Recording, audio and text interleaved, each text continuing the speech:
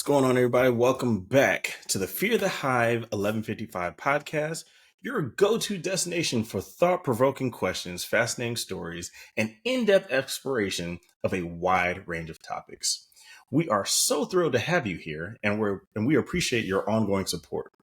But before I introduce my co-host and we dive into today's special episode, here's a special request from us to you. Please follow us on social media. You can find us on Instagram, Twitter, and Facebook under the handle at Fear the Hive 1155. By joining us there, you'll stay updated on all our latest content and engage in discussions with our community. And now for the most important part, if you enjoy our content, please, if you will, take a moment to like, comment, and subscribe to our channel. Your support is absolutely invaluable and helps us continue creating the content you love. Thank you for being a part of our podcast journey. We appreciate your viewership and can't wait to explore today's exciting topics with you. So let's get started. My co-host, Steven. Okay, all right. So how many times did you practice that? Actually, once. Only once? Yeah, once. Okay, that's a good look for once. Okay, hold on. Yeah, no, that's a good look for once. I figured at least 3 times. You know what I mean? Like in the mirror, like, all right. Let me script camera. Okay. Well, I'll go ahead and be transparent about this. Riverside has a teleprompter mode, so stop the madness. That's pretty dope. Yeah, I was actually able to read that. That's pretty dope. It's pretty dope. People don't understand teleprompter. It's not easy, buddy. It's not easy at all. Well, so luckily I was able to have like manual control of it because the first time I started going through it, it has like a timer where it kind of just goes down, and I was going too fast. So I just took control. I was like, yep, scroll down. Hey, I'm telling you, it's not easy. People act like it is. You see those broadcasters on the news talking, Sports Center, talking, reading. It's not easy. You think it's easy because you see them every day and everybody thinks they could do something because they can Google it. Not the case. Not the case at all. So first, guys, I would like for everyone to, we're not going to hear this, but please give a round of applause to my co-host, Steven, who has been so hard at work with the show notes and every... Oh, wait, they can't hear that. Yes. Please give it up for my co-host, Steven, who's been doing the show notes for our shows. So he's been the one that's been picking a lot of the topics, and we've just been going off of each other, and it's been absolutely awesome. But for today, we're just going to switch it up slightly. I'm going to give the first topic. So coming in hot today, people. We got something on his heart he want to talk about. Well, not necessarily. I want to get your thoughts on this because it's pretty interesting, and I hope it makes you laugh. I really do. So, what is the driest Popeye biscuit? Oh, dang it! I gave it away. You know what? We'll just roll the tape here. You feel you what happened, man? The punchline was how dry is the Popeyes biscuit? Out. Well, okay. No, go ahead. Go ahead. Let me see what you got. All right. Speaking of Popeyes biscuit, here's bro, something I for you. dead ass had gave Popeyes one more chance, bro. One more chance. Nope. And you dirty some bitches. I want you to point out send me what happens in this video, please. No honey, no ketchup, no mustard, no hot sauce or nothing.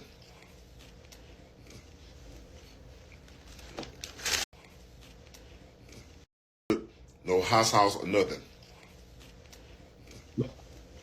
Like that's going to help. Look, Steve. You're missing it. Hold on. Look at this. I don't know what this man puts a Popeyes biscuit hole in his mouth, bro. He pops it like it's nothing. Like, look at it, dude. Like he's trying to kill himself.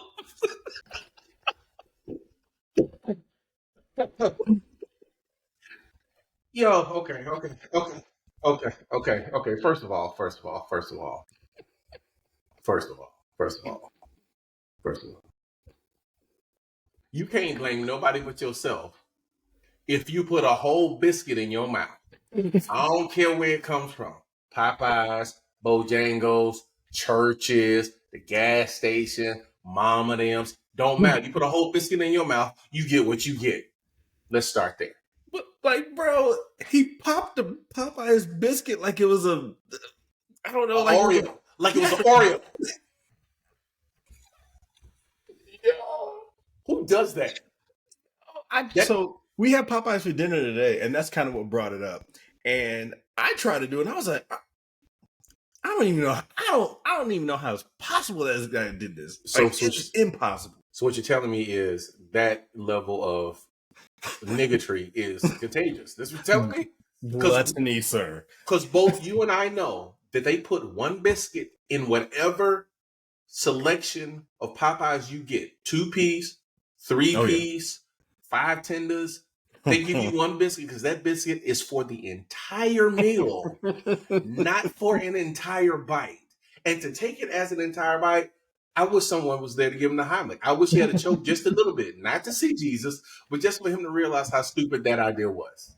Oh, that man popped the biscuit like it was nothing, and he didn't choke. And he was mad because there wasn't no honey. Honey ain't gonna help. Ketchup ain't gonna help. Jelly won't even help. Not a Popeyes biscuit. You might as well be eating a cement brick. Oh my God. Like, bro, he didn't warm up or nothing to it. He didn't like take a bite. He just. Here's the thing. Okay, so check this out. We know that he got the food, then he set up all his social media stuff so he could do this while he was on the internet, right? Which means the biscuit was cold. He ain't even popping in the microwave. What you expect? You better be glad you ain't chip a tooth. Right. That's all I'm saying. You ever tried to have a cold Popeyes biscuit? Man, throw a cold Popeyes biscuit at somebody. You going to jail for assault with a deadly weapon. It is not a misdemeanor. It's a full-blown felony. You might as well plead out. Oh, you catching first degree. Yo. Murder one. A cold Popeyes biscuit? Hit me with my mama's shoe. Don't hit me with a cold Popeyes biscuit. No. No. Yeah, so I had to show that because I was just like, I laughed at it so hard. I was like, oh, this got to go on the show tonight. Man, foolishness to begin with. I see what we're doing. I know we were doing that, but I see what we're doing now. I'm all for the shenanigans. All right. Oh man, see, and here's the crazy part. This is what social media will make you do. It'll make you get on Beyonce's internet and pop a whole Popeyes biscuit in your mouth and challenge yourself to not die in front of everybody. Yeah, and then there's another video where he does it, and he does pretty much the same thing. Also, we saw it earlier, and I was just like, yeah, I gotta get Steve's take on this because ain't no way. Uncouth. Uncouth is the word that would describe someone that would pop an entire biscuit in their mouth while being filmed. It doesn't seem civilized to me. But that's just my take. That's just my slightly not humble opinion. I'm just saying.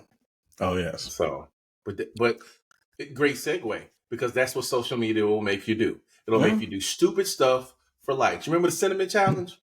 Oh my gosh, that was stupid. Like, yeah, that was real dumb. I tried it. I tried it. Even milk don't like cinnamon. How you gonna pop a whole teaspoon of cinnamon in your mouth and try to swallow it? You ever tried cinnamon in milk, water, orange juice, grape? It don't matter. Cinnamon don't never, ever get wet. So how you gonna swallow it?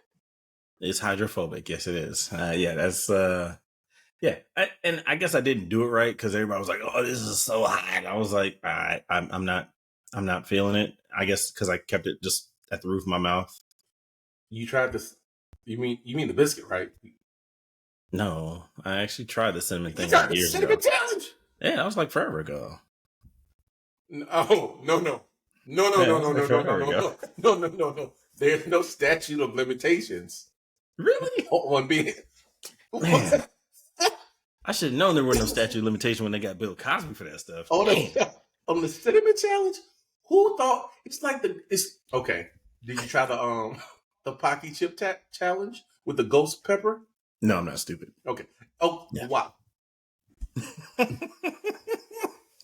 Okay. No, I'm not stupid. Okay. And if you did, you would expect to be clowned forever. Would you not? There's no statute of limitations on that. None at all. I know. I got a friend who did do it though. Him and his friend did it. Yeah. See, but that, and I think we talked about this on one of the episodes. If somebody gives like with wings, if there's a challenge and they give you one wing, don't eat that wing. That wing is hot. If they give you Hot 6, ones. yeah. Yo, If hot they ones give is you, the joint, yo. I love hot ones. I love hot ones. Like if they give you 6, okay, it's probably not that hot. Like we got this place called East Coast Wings here in Charlotte, and I remember East Coast. Yeah, and I did their challenge, and they only gave you like 2 wings. That's hot. That's super hot. Buffalo Wild Wings, they have a blazing wing challenge. They give you 6. I'm like, nah, it's not that hot. So okay. Now, when you say hot, do you mean like American hot, or you mean like Japanese kimchi hot, or you mean like Indian hot? This went up so the East Coast one went above that because I did that, and it took 3 glasses of milk, 3 glasses of lemonade, and it still wasn't subsiding at all. You're not measuring in the right time period. Did it take you 1 day, 2 days, or 3 days for your body to be back right? That's all I want to know.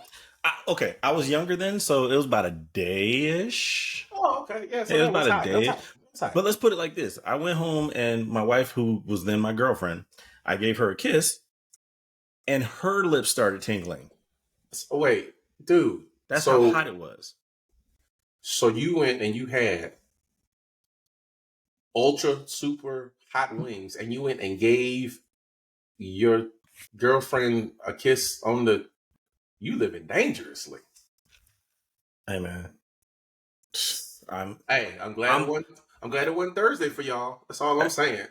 Hey, man. Hey, look. I'm Mike Lowry, man. Yo, okay. I threw that joke out there, and I just realized nobody knows what that means. Okay. When I left Best Buy and I went to work at CPR, I went to work with a good friend named his name's Travis. We're really good friends. And we talked about everything, right? I knew his wife. I knew his kids. I had a wife. I had a kid at the time.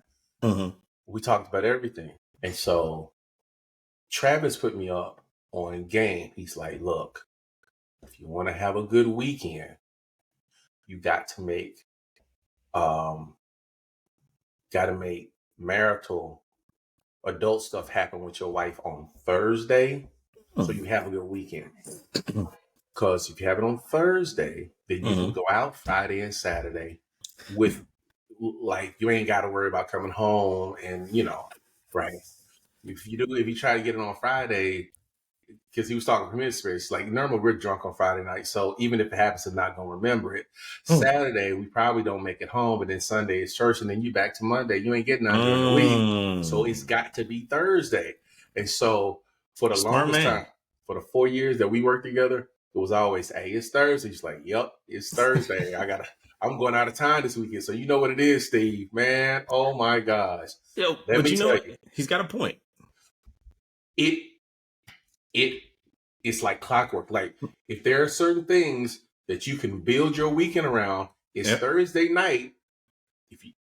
If you hold to the schedule, you have a great weekend.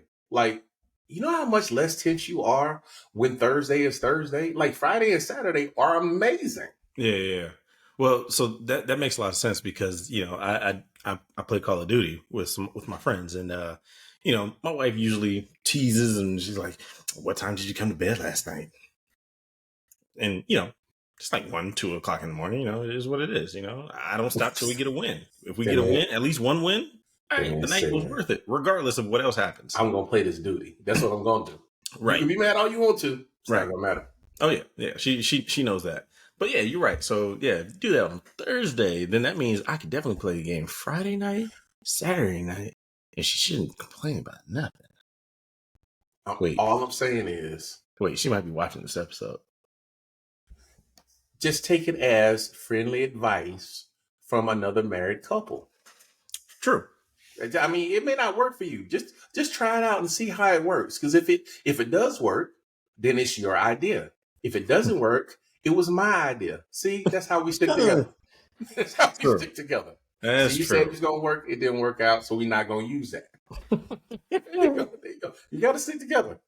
I knew I shouldn't have listened to Steve. What Steve got to do with it?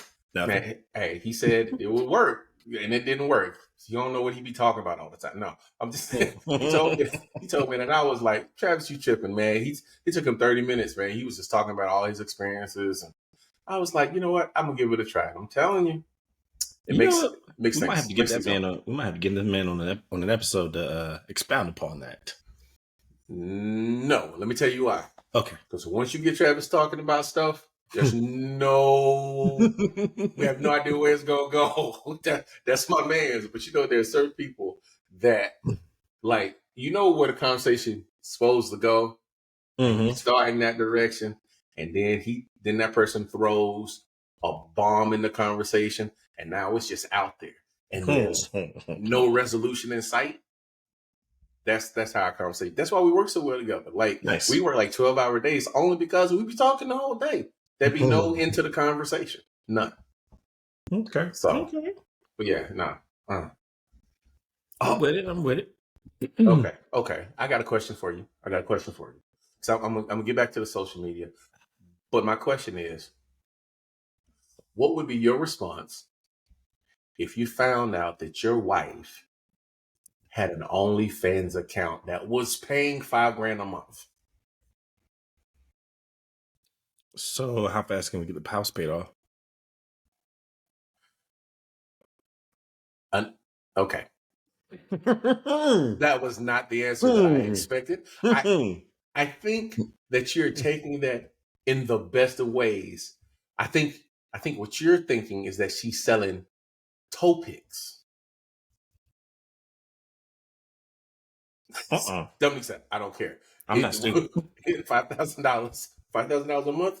Let's get this house paid off. Let's get it done. Oh man, I got property to buy. I'm ready.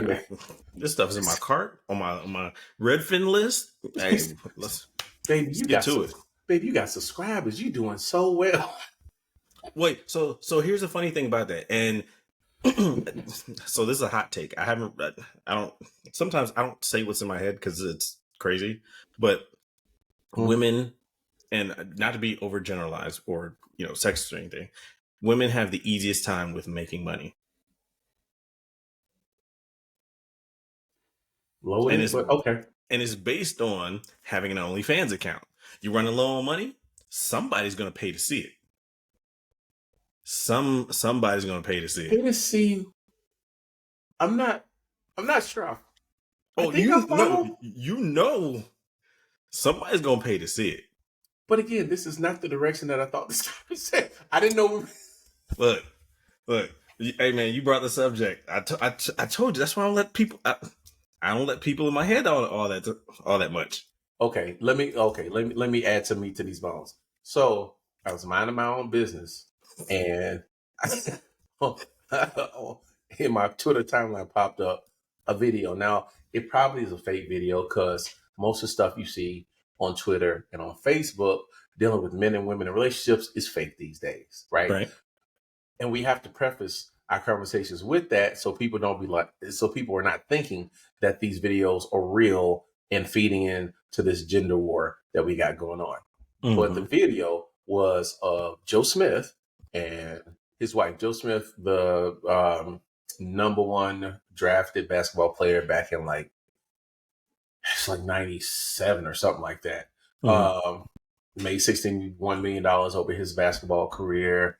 He married his second wife after the turn of the century. They've been together since then. And on the video, it's a video of him finding out that she has an OnlyFans account where she is selling videos of herself in personal coitus. That's not even the right way to say it, right? But you get my drift, right? Yes, Yeah, yeah, absolutely. She's and so he's coming to grips while she is recording this. And one of the things that she said was, first of all, it was a secret OnlyFans account. He ain't know nothing about it. That's number one. Number two, they having money issues because apparently the NBA pension only pays, I don't know, not a whole lot of money unless you've been in the league for 10 years and unless you're 62, right? Which is crazy. Like, you got to be 62 to get anything more than like, it was like $2,000 a month, something like that. Yeah, Like, it's like $215,000 a year. Yeah, you have to be 62. You have to be in the league for like 10 to 13 years to qualify for that, which is nuts in and of itself. But I digress. He found out, and she's recording it, and he's coming to grips with it in real time. And she was like, "Well, you knew who I was when you met me," and I was like, "That's not the issue, sweetheart. I don't think that's the issue. I don't think that's the issue." Well, okay, but here's the question: who was she when they met? I've been trying to Google that since I saw the video off and on all day. Because if that's what she was doing beforehand anyway, like, well, see, here's the problem. I can't really verify because there's certain links I can't click, or there's certain links I won't click, so I can't verify who she was before. Okay. Beforehand, like I don't know. But what I do know is she made reference to that, and I was like, maybe she was a dancer, an exotic dancer. You know, like an actual exotic dancer, not like the other one. Sidebar. I got neighbors moving in, and I had just come back from picking up pizza about 2 hours ago when the sun was going down, and I saw them bring in what looked like a pole. I was minding my business, and he was bringing in a pole that was big on one side, right? And it was big on the other. There. And it was shining. And I wanted to ask, but I didn't know how to ask. Hey, I mean, look, I don't want to see the show. You in the suburbs of Houston too? I don't want to see the show. I just want to know if there's a show going on so I can act appropriately. Like what's up? How you doing? Nice. That stripper pole, right? Yo, where'd you get that from? Yeah, I'm thinking of getting one from my house. Hey, man, that's the biggest weightlifting pole I've ever seen, man. What you doing with that? How many plates you can get on each side? You know? How many plates you can? What you pitching? 550 with that thing? You deadlifting that, right? You deadlifting that, because you don't look like you don't bench that. And I was like,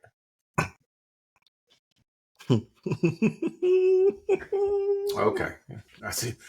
That's how you have a BMW M4 and a ML 550 brand new in your driveway at the same time. I get it. I'm not hating. Or maybe it's not. You just like having stripper poles in your house. Either way it goes, I don't think the homeowners association is gonna let you put that in. So getting back to the subject, I just looked this up. The porn industry generates more income than the combined revenues of ABC, NBC, and CBS, and more than the combined revenues of the NFL, NBA, and MLB. In the USA, the porn industry generates between $15 billion to $97 billion a year. Every second, $3,075.64 is being spent on pornography. I am aware. You want to know why I'm aware of this? Because I'm old enough to remember when porn used to dictate the medium for which things were recorded on.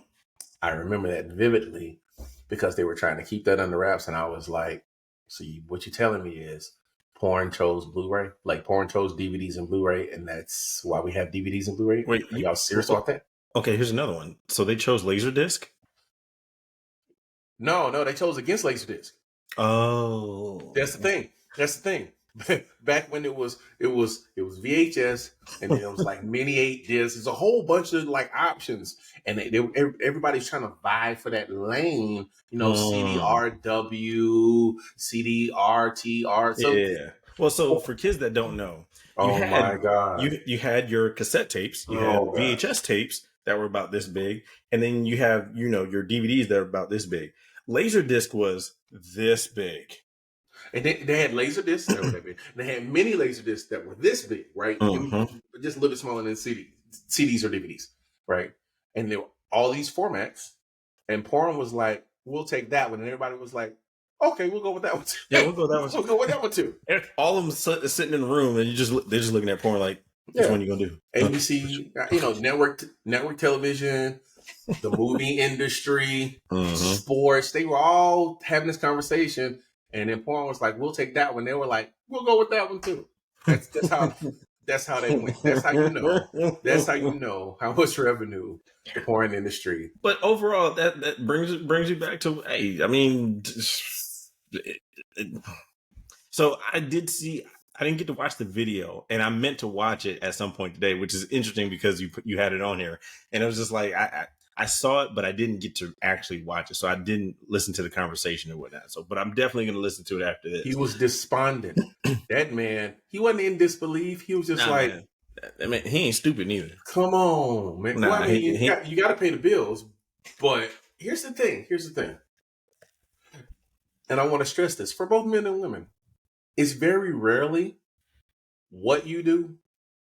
It's more likely than not the fact that you kept it secret. That's the thing. Because if she'd have been like, baby, I got an OnlyFans account and it's paying these bills after the first check, maybe he'd have been fine with it. But I get the sneaking suspicion that she's like, you got enough subscribers to pay your bills, then you got a good subscriber base. I mean, you've been doing this for a while. Well, so that's my thing. If it was secret from me, and I would get mad, like, well, how many subscribers you actually got? Wait, how much? All right. Okay. Well, all right. Here's the thing. The internet's an infamy, man. Like, it's always there. There's no way that conversation shakes out with me where I go, okay. None. No way. Absolutely no way. Nope. Not at all. Not at all. True. In another alternative universe, if I was married to someone, they told me they had an OnlyFans account, I would burn every piece of electronic equipment in the house that moment. No more, you don't. You don't. Well, it also brings up an interesting conversation because especially if you have kids.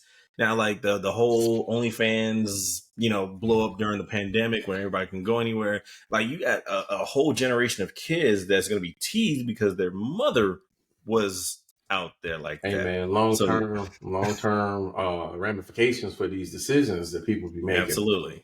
Right. And I think that's what little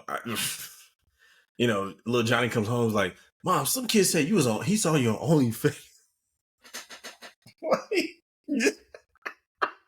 Like, you sitting there, you playing the dozens like how you used to as a kid, be like, yeah, your mama's so fat, she jumped her belt size the equator. Well, at least my mama ain't got no OnlyFans account. Nah. It won't even, it'd be like, at least my mama can get in the frame on the OnlyFans account. Your mama camera all the way across the room. Like that is a whole new level, and these kids are already fragile. Like they. Somebody was talking to me about that this week. She was like, "These kids, they're weak." I'm like, "They're not weak. They're fragile. I can't say they're not fragile. Their problems because of social media, which is where they started. Their problems are so different than ours. Like, oh, for sure, we had to figure out how to fight or to not get beat up because we was gonna fight. They got to figure out how not to go viral for the wrong reasons, or how to be okay with not going viral. Because the problem with social media is you become addicted to what other people say, which is completely and utterly unhealthy. Like, why would you be addicted to what people you don't know have to say about you? Yeah, well, I mean, the social media has definitely brought the world. It's made it smaller, essentially, way smaller, and it made us all addicts. It did. Yes, it did.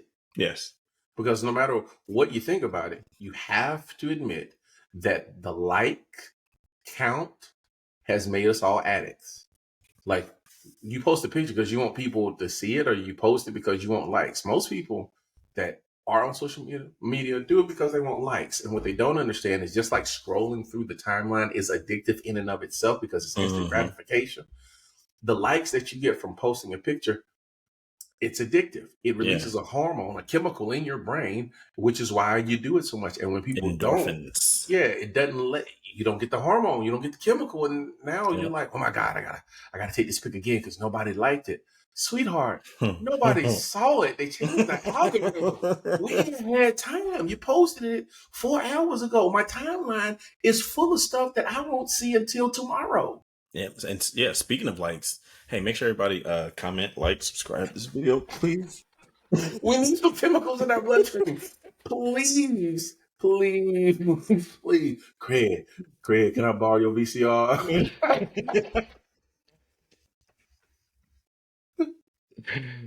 Bye, Felicia.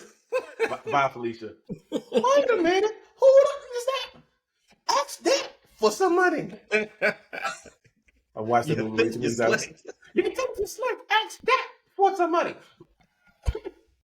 She burned out in a freaking Toyota Corolla hatchback, yeah? Yeah, I got it. Speaking of, did you see that? Did you ever notice that in the early part of that movie, when she's talking to Craig, she's got another dude laying next to her? Did you notice it was Debo? What? You're welcome. Oh, you're welcome. Man. You're welcome. You're welcome. Now I gotta watch that. You're welcome. Man. I'm never gonna unsee that. Just like it's Megan Good at the ice cream truck. Huh? Just like it's Megan Good at the ice cream truck. Oh yeah. I knew that. Yeah. I knew that. Yep. That's dang. When you watch it enough times, you put some things together. Well, yeah, I see you've been putting some things together, and I mean, this is one of my favorite my favorite subjects. I mean, you've been rewatching Star Wars, man. You want the short version or the long version? Hey, look, we're only 32 minutes in. We've been averaging 2 hours. We got time. Okay, I'm gonna give you the short version then. So my wife Sherelle loves sci-fi. She loves sci-fi, and when she goes in on something, she goes in, right? She watched every Stargate property. Every Stargate property. When I say property, I'm talking about movie and TV show, every season, all of it. She's watched all of it, right? So she started watching Osaka. And she was like, Ahsoka. I don't know how to say it. I haven't watched it. But she was like, I want to watch it, but I don't understand it. And I said, really? Well, I've seen all the Star Wars and I still can't explain it. So why don't we watch Star Wars? She was like, where do we want to start? Let's start from number 1. So what we're going to do is we're going to watch 1 and 2 and 3. Then we're going to watch Clone Wars and Rebels. And then we're going to we might watch Mandalorian. I'm not exactly sure. We don't have to watch Ahsoka. But yeah, you do. Season 3 episodes. I've text messages like 4 different people that are way deep into these Star Wars streets, and they've sent me lists of references to her in the episodes of the seasons of Mandalorian, so I don't actually have to watch it. I just watch those episodes. Yo, I got some people that they're really well. No, they were like, you can watch Mandalorian. It's good, but if you're trying to get prepared for Ahsoka, then this is what you need to watch. And I was so like they sent me like episodes and timestamps. Like a couple episodes, she's only in it for like 3 minutes. It's like, go to this timestamp and you can watch these 3 minutes and you're done with that episode. I was like, oh my God. Well, thank you. Thank you. So we watched, we just finished watching 1 and 2. We just finished watching Phantom Menace and Attack of the Clones. Like just before we got on here. That's why I was running late. But yeah, so we're gonna watch that. And then we're gonna watch because since we've been together, we've watched the Star Wars, everything that Star Wars has put in the movie theater together in the movies, right? But we didn't understand it. We was watching it because we like Star Wars. But now Like we're watching it, we're having political discussions about what happened. Like, Political discussion. well, I mean, no, okay, so all of this started over a trade route dispute Mm-hmm. at Naboo, and I was like, man, god doggone it, it's always over a trade route, ain't it though? Like, Mm-hmm. so that right, and we start, we're having these conversations about these things like, man, Anakin. We knew Anakin was supposed to be bad, but how come everybody but Mace Windu was like, yeah, give him a chance. Mace was like, get this nigga out of here. Well, so I have some thoughts on that, but by the way, before I get into that, this is where Ahsoka goes into the series. It's between Return of the Jedi and right before The Force Awakens. Yeah. Okay, so I have not seen Andor. I haven't either. I don't really care to see it either. I haven't seen Clone Wars. Haven't seen Bad Batch. I have haven't not seen the Rebels. I haven't seen any of the animated properties. The Rebels is actually pretty good. It's an animated series. It's actually really good. It's coming. I'm watching it right after I watch Clone Wars, right? But everything else, like I've seen. So, I haven't seen Kenobi either. I don't know about that. Kenobi is okay. I don't know about that. Right. But I will probably see it. Like my goal is to be done with all of the properties by the end of November. All the properties, all the seasons. Okay. Right. Well, so my theory, well, it's a lot of people's theory. Anakin got the short end of the stick because Qui-Gon was essentially supposed to be his master.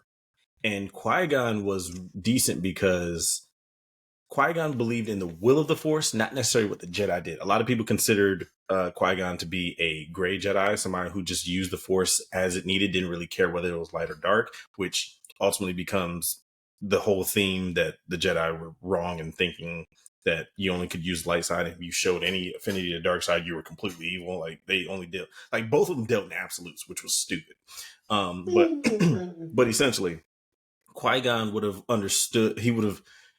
That's why he was never offered a place on the Jedi Council, is because he was too radical. He was part of the Jedi. He was a Jedi Knight. They respected him, but they didn't like the fact that he was too radical. But he embodied the Force exactly the way it was supposed to be, and Anakin would not have turned out the way that he would have, because he would have understood that a Jedi can have a relationship, a Jedi can have a family, and still do and perform his duties the way he's supposed to. I think you're overlooking one key piece of analysis from that. What's that? That's enlightening. What you said is enlightening. I was not aware of that. I just finished watching Attack of the Clones, and Anakin is a creeper.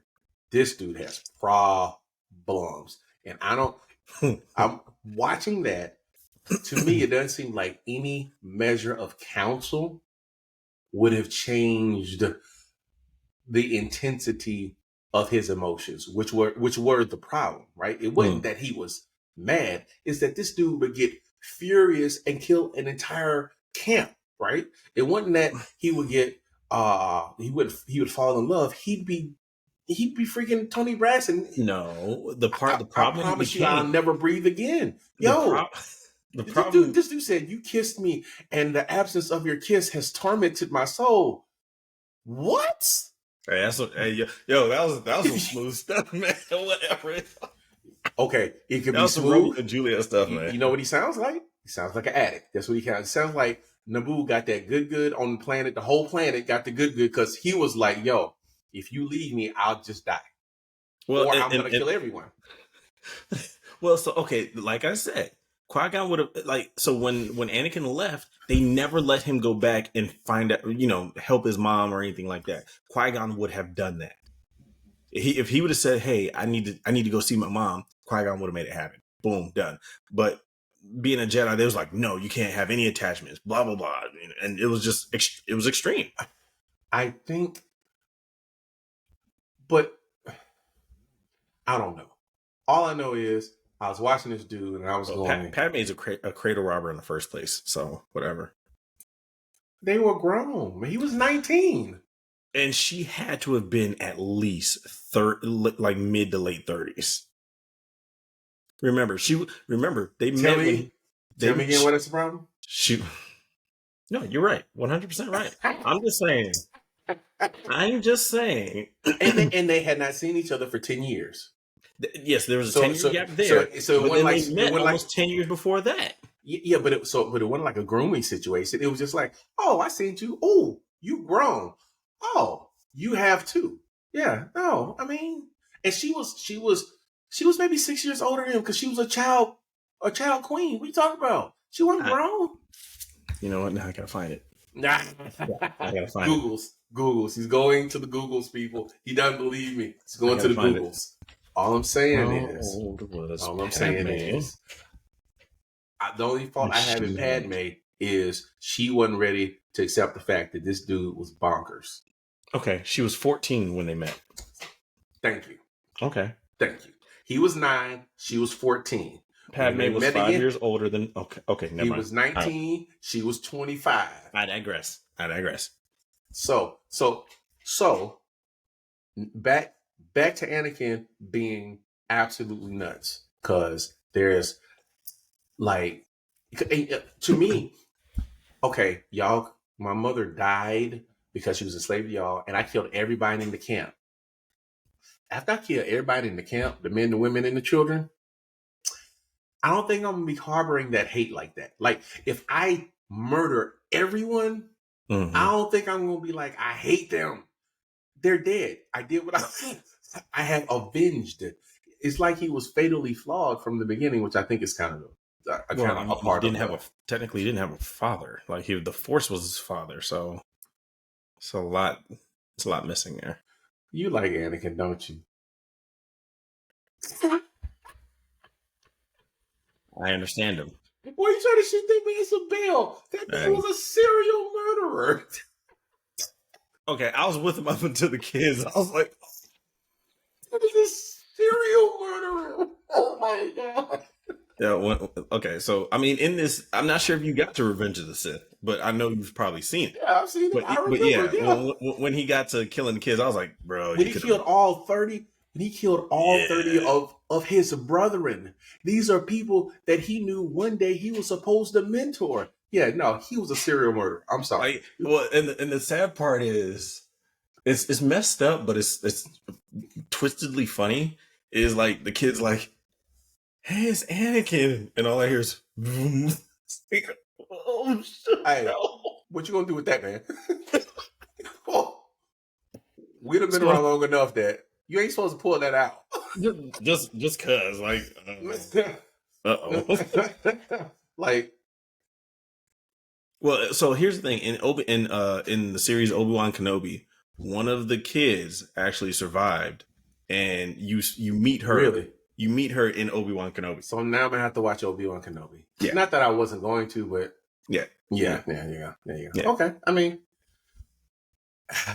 yeah. Okay. I'm very, very interested. Very interested now in finishing this feat. It's gonna be a good month. Like, oh yeah, no. Every once in a while, I do the same thing. I go back through. Now, the only thing I don't do is rewatch the old ones because I just the animations is a little. I did it once just for understanding, but I can't do it again. Yes, yeah, I understand. I don't fault you for that.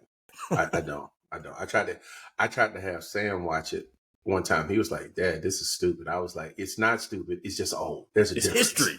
Yeah, it's not stupid. It's just old. There's a difference. Okay. I understand that the special effects are bad by today's standards, but this was 38 years ago. Okay. Sure. So it is what it is. And that's how you have to watch it, under the guise of that. It's like, okay, they didn't have all the technology that we do now. Okay. Man, this was state of the art. Matter of fact, there were no special effects until this came out. Right. Yeah, absolutely. You know, so, but yeah, no, I'm looking forward to it. My wife is hold on, let me see. No, she paused it to put the kids in bed. She was watching it early, like she's finished watching it, Attack of the Clones. So I was wondering if she's gonna stop and wait for me to finish recording, but she just turned it down. She kept going, and it's all good. I get it because I've seen it before. But it is very interesting, like small stuff, like the fact that all of the clones or bubble or Django fat cones. Yep. I was like, yo, that's crazy. Well, but then also here's this tidbit. You said you've seen all of them. Imagine, like, think about the overarching story. Palpatine is at the heart of all of it. A Sith infiltrated the government and manipulated everything to give him absolute power, which turned into the First Empire. Like, that is insane when you think about it. It's the like politics of the situation. Like, my wife was like, I didn't realize it was this much politics. And I was like, yeah, neither did I. But it's good. Like, this guy was patient. He was cunning. He put up a very good facade. Yeah. He even turned one of the most powerful Jedi over to his side. Like, he had everything and still lost. Yo, I didn't really catch the fact that, what was it? It's not Palpatine. It was I know you're talking about. I just saw him. It was in Attack of the Clones where he switched because he was. Oh, Dooku. Count Dooku. Yeah, Dooku. He was. Yep. He told Obi-Wan, come with me. Obi-Wan was like, nah, and he was like, well, I guess you're gonna be here for a while. And he just like left him in a dungeon or something. I'm like, God, dog, that's a coworker for you right there. Yeah, yeah. But yeah, no, it was a very interesting plan. He's very patient with it. Like, I can appreciate it. Definitely. And the issue with the trade routes, I'm pretty sure Palpatine has something to do with that. Because when you step into Phantom Menace, technically Palpatine is pulling the strings. Stuff has already started happening. Yeah. So I'm pretty sure he planned all of that, and yeah. So it's gonna be a good month. It's interesting when you rewatch that stuff like that. So if you get a text at like 2 a.m. from me about Star Wars, you're gonna know why, because we're probably going to be binge watching it. And there are so many seasons that it's going to take a minute. It's going to take a minute. Yeah, no, which is absolutely fine. Because, I mean, usually with stuff like that, you have to watch it multiple times to kind of understand where it's at. Like, first time you watch it for the special effects and the action, like, oh, shoot, okay, cool. Yeah. He's doing that. I'm watching it with subtitles on, man. Yeah. Woo! I know some of our younger audience can't appreciate it. If there is a younger audience, I don't know. But subtitles... I watch every movie with subtitles on. Every single movie with subtitles on. And you'd be surprised at what you missed because you can't hear what's being said. It makes such a difference. I was watching, me and my wife watched Mission Impossible. Dead Reckoning Part 1. It did. Yeah, I bought it because I said I was going to buy it. She wanted to watch it because she didn't go to the movie theater with me to watch it. And watch it. And she really enjoyed it. And I enjoyed it even more with the subtitles on because I was like, whoa. Yep. This is amazing storytelling. This is amazing script writing. This is very well thought out. I was very appreciative of the fact that Tom Cruise did not bend on the making of this movie. Like, he took it in the chin as far as production costs and everything that the production company was saying and the studios were saying about it. He fought them tooth and nail to make sure when it came out was an IMAX and that it was, still 2 hours and 43 minutes long, which I completely appreciated because it's storytelling unlike most movies these days try to fit in that 100-minute window. Yeah, you can't do that. Nowadays, you cannot. Even though they say like people have attention spans that can't hold that long, but honestly, like even with Marvel movies, what was it? Black Panther? They said that the first cut was like 3 hours long. I was like, yeah, and that's about right. Yeah, I'm like, well, so you better put that out. Here's the thing. There's either a good movie or a good story. And studios settle for a good movie so many times when they could have a good story, right? Yep. A good movie comes in a 100-minute packet, 93, 110, 105, right? A good story might come in 180 minutes, might come in 220 minutes, Hey, take your time and do whatever you gotta do. Yeah, no, tell me a full story. Like, nobody complains when Martin Scorsese gives us a movie that's 210 minutes long. Nobody complains, right? So don't tell me you have to change me on the length of the movie because the studio said so. If you give me a good story, I'm going to come back and see it. Exactly. Like, you're going to make your money because I appreciate it. Exactly. Like, if I'm going to go to the movie theater and pay, whatever they're paying nowadays, I want to be in there for good. Like, let's make it worth it. Oh yeah, no. Not only that, I want this to be a thought out story, right? The thing about Dead Reckoning is that it's well thought out, right? None of the scenes are cut short. The running scene, because of course you got to have Tom Cruise running in every Tom Cruise movie, and the statistics say the longer he runs, the better the movie will do at the box office. Interesting. And they did a study on it. Oh, you got to Google it. Oh my gosh. Interesting. The more steps he runs, the longer he runs, the better the movie does at the box office. The running scenes were longer. The car scene was longer. The intro scene was 28 minutes long. Oh wow! I stopped it. I was like, yo, 28 minutes long, the intro scene. The ending scene was a full 20.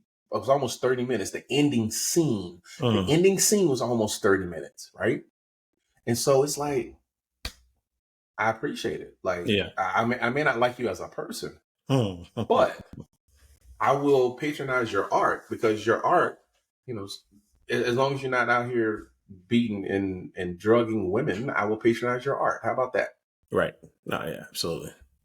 Assaulting women is what I meant to say, because assaulting encapsulates everything. I don't want people to think that I'm okay with everything else except for beating women. No. Assault in every form. By all means, the cast of the Fear the Hive podcast, we do not condone any of that. or men, if that's the way that you. Right. Yeah. Whatever your orientation, do whatever. Not like illegal. You know, do you know where we landed? We just landed in Dwight Howard's zone.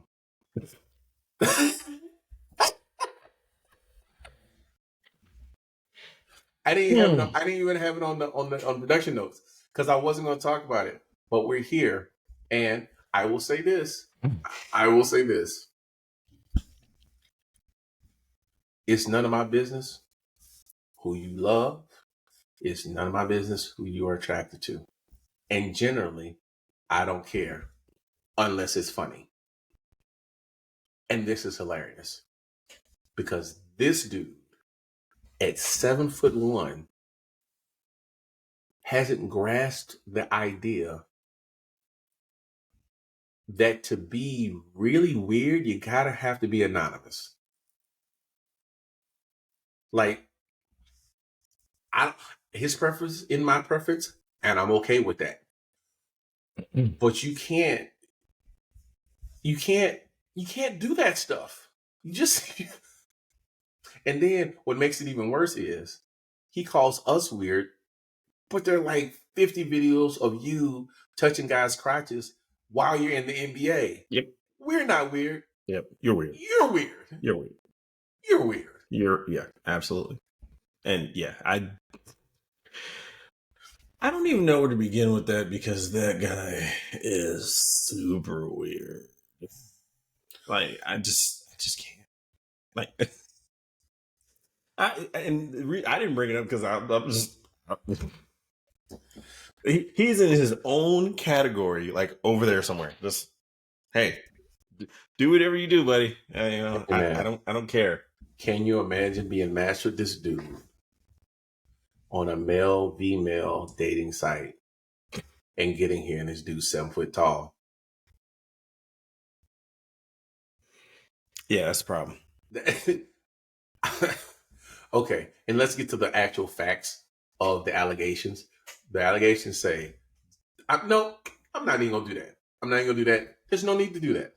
Just know that it's funny that someone who dated Tia Cooper is now accused of sexually assaulting another man. I don't get it. But okay. All right. Well, we had that conversation the other episode, Hollywood, and just that how that goes is just, people are weird, man. People are weird. You know, they do one thing at one point and they go totally left the second, and you're just like, how did that even go left like that? That makes zero sense. Absolutely zero sense. It went from these text messages that y'all have put on the internet are not real to yes. Yeah. But no.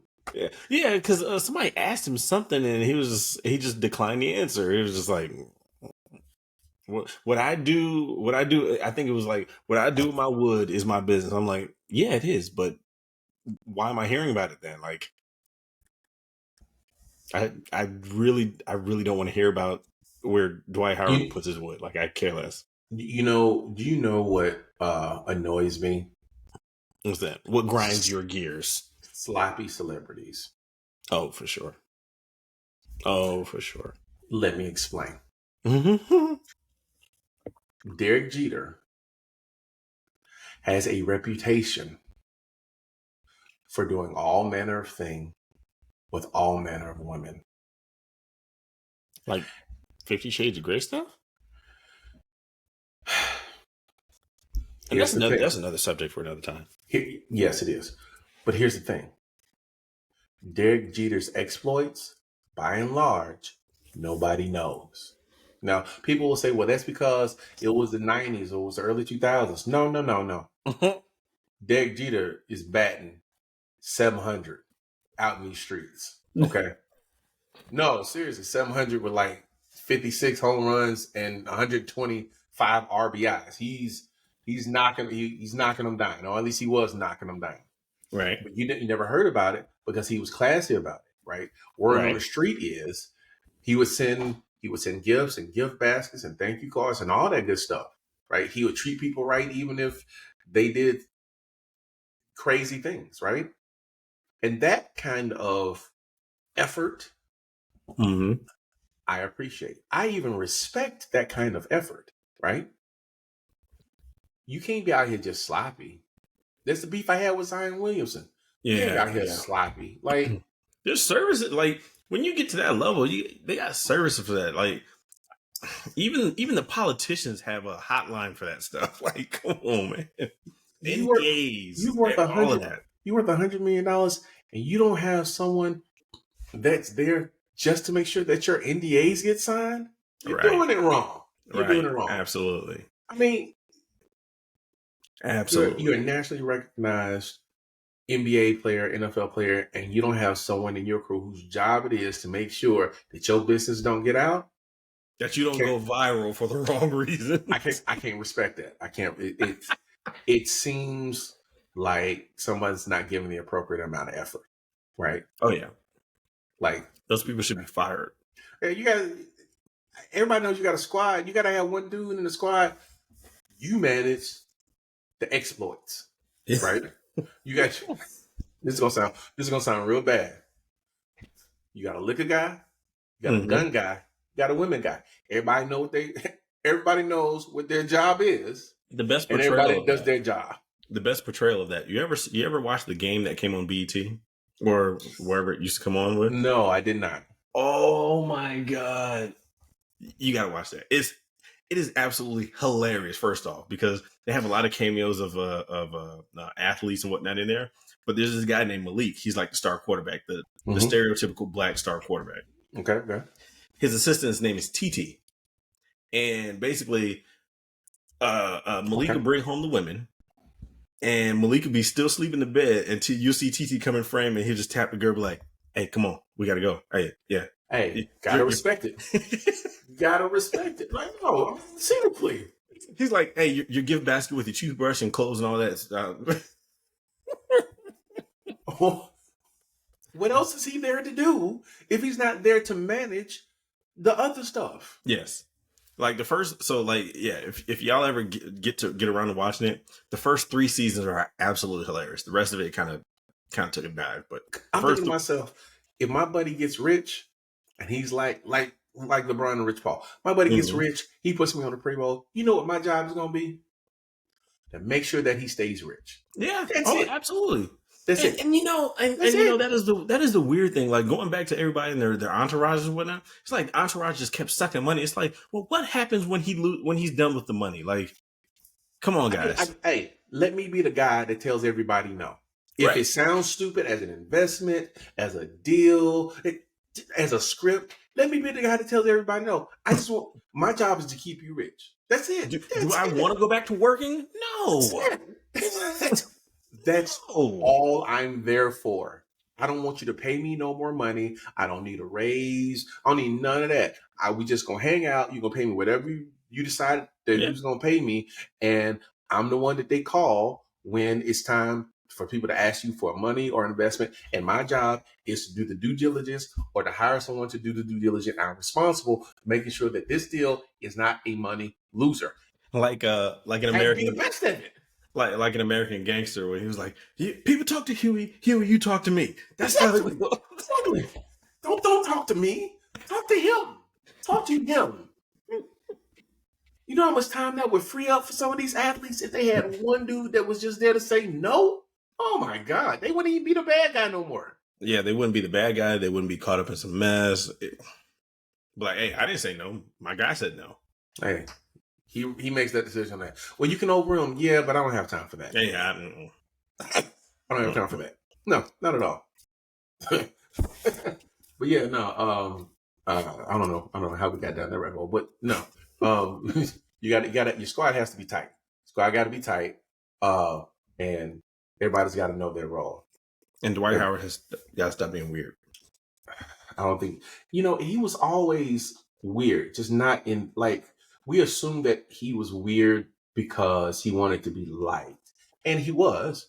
But I think I don't know, man.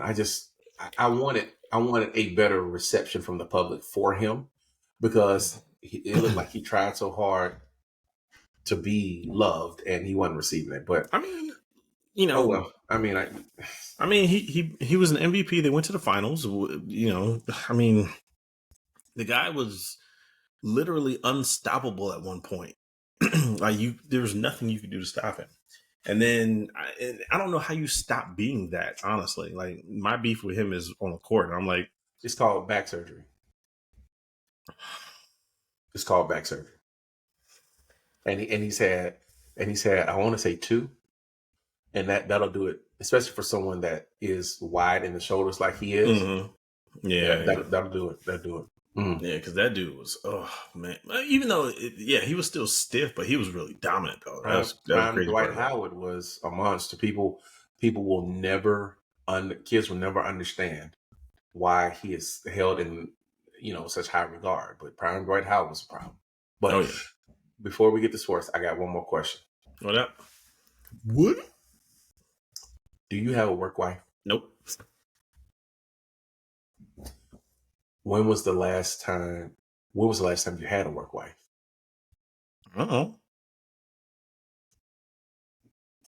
Never. You've never had a work wife? Never. Interesting. Very interesting. Yeah, never. I mean, I understand what it is. It's just I don't know. Either I just wasn't paying attention that much, or as far as I remember, I just didn't. I want to ask another question, but I don't think that I should. I don't think I'm not. You know what? I'm a rain check that one. All right. I'm gonna come back to that one another day. I saw a meme that was talking about a guy that had a work wife and a work family, and his wife found out about his work wife, and it's a very interesting video. And I was like, dang, I want to see that. I wonder how many people have, because I used to have a work wife. And my work wife knew my wife. Like they knew each other. Yeah. And she was like, take care of him. And she was like, you take care of him. And it was like a little funny thing. Right. And I felt real uncomfortable because I felt like a piece of meat being passed back and forth between house and work.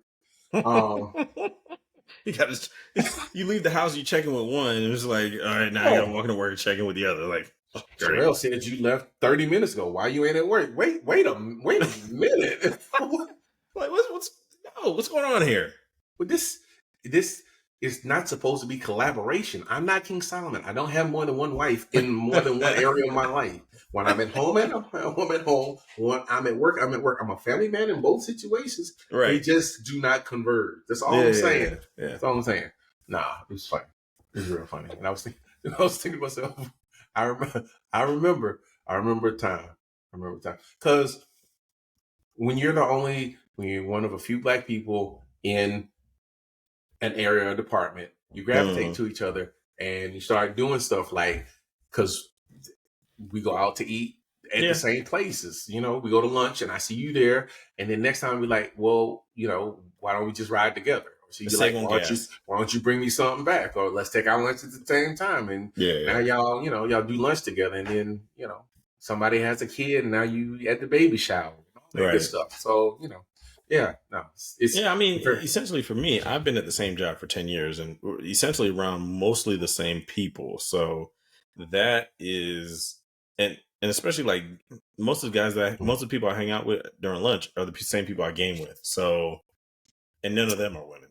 Oh man, is it because you haven't had the opportunity? Like you've been so. Probably that's a good thing. It's a good thing. That's a good thing. Probably. It's just really, really funny, right? Because I know people that have had work wives, and they be like, "Yeah, I left my wife for my work wife." And I'd be like, "Whoa, that's outside that's taking a little too far. It's outside of the agreement. There's a protocol. Your work wife stays at work. Your wife stays at home, and they never. Once you leave work, you're no longer married to your work wife. Right. Right.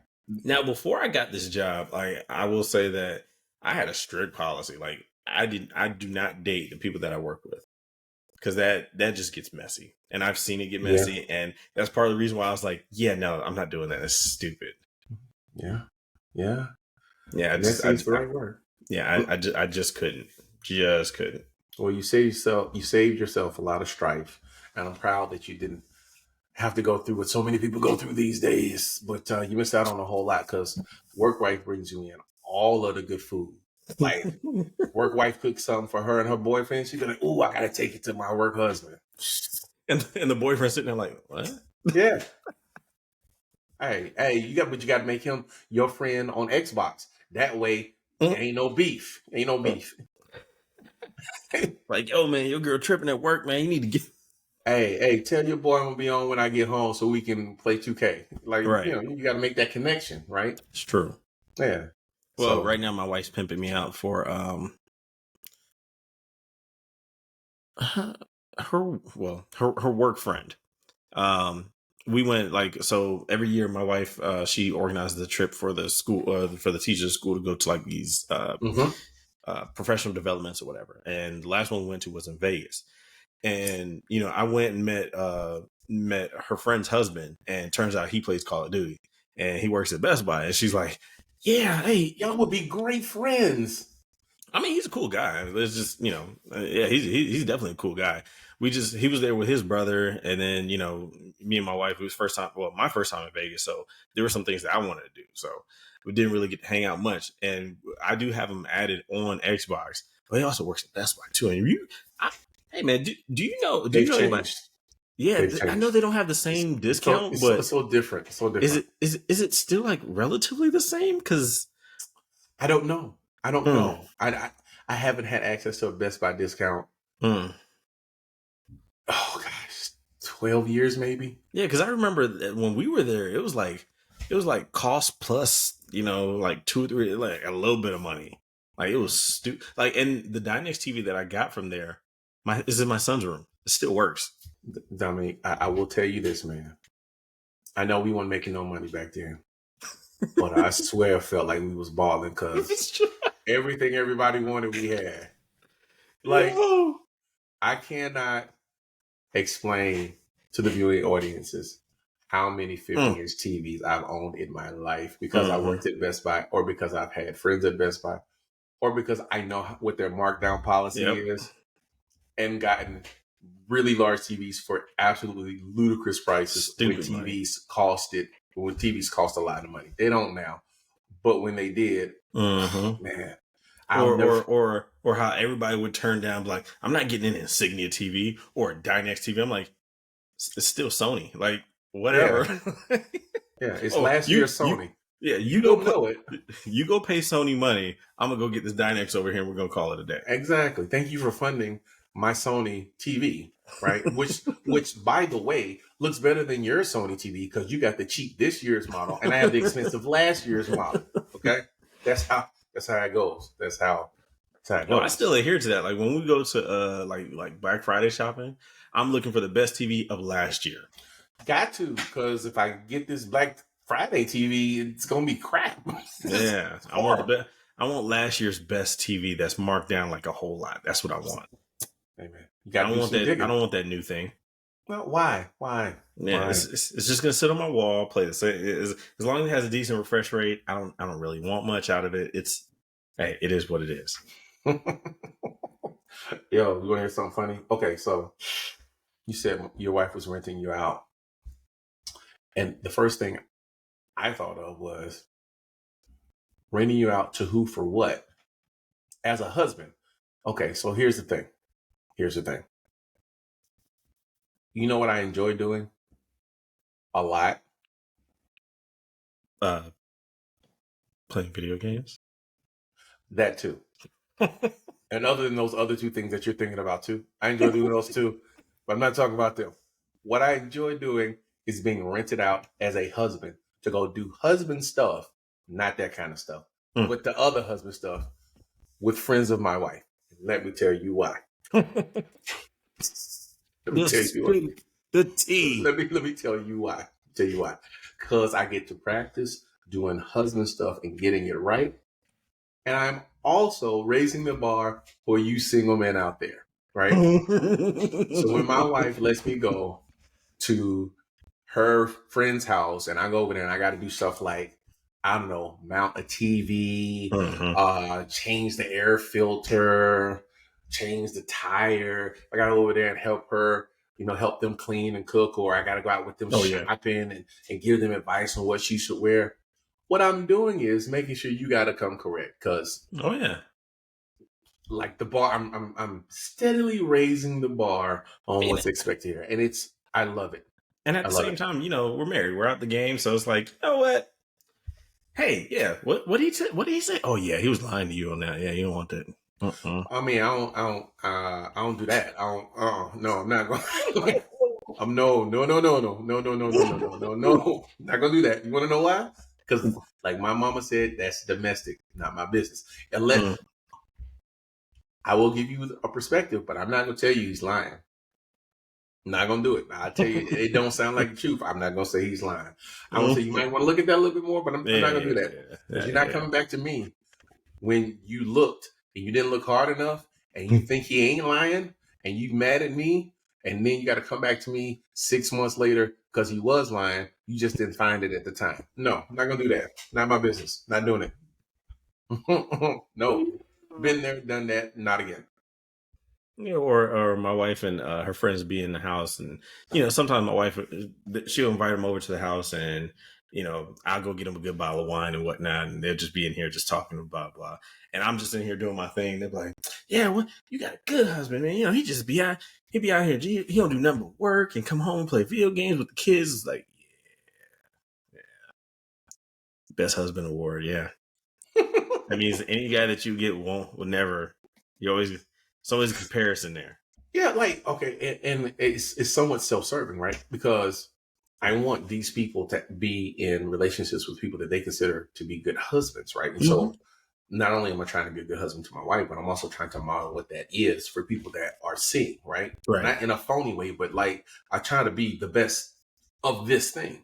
But what that also means is if they find someone and they feel like that person models these things, that means we automatically gonna have some things in common. Like eventually we gonna be kind of sort of friends, which that's what we're looking for. I don't want my wife's friends to be with a dude that ain't a good husband, man. That makes life harder for me, because now I gotta hear about your mess all the time. I gotta be explaining why I ain't him and how maybe he could be better. He just need to go see a therapist and all this other stuff. No, I'd rather not. I mean, you know what I mean?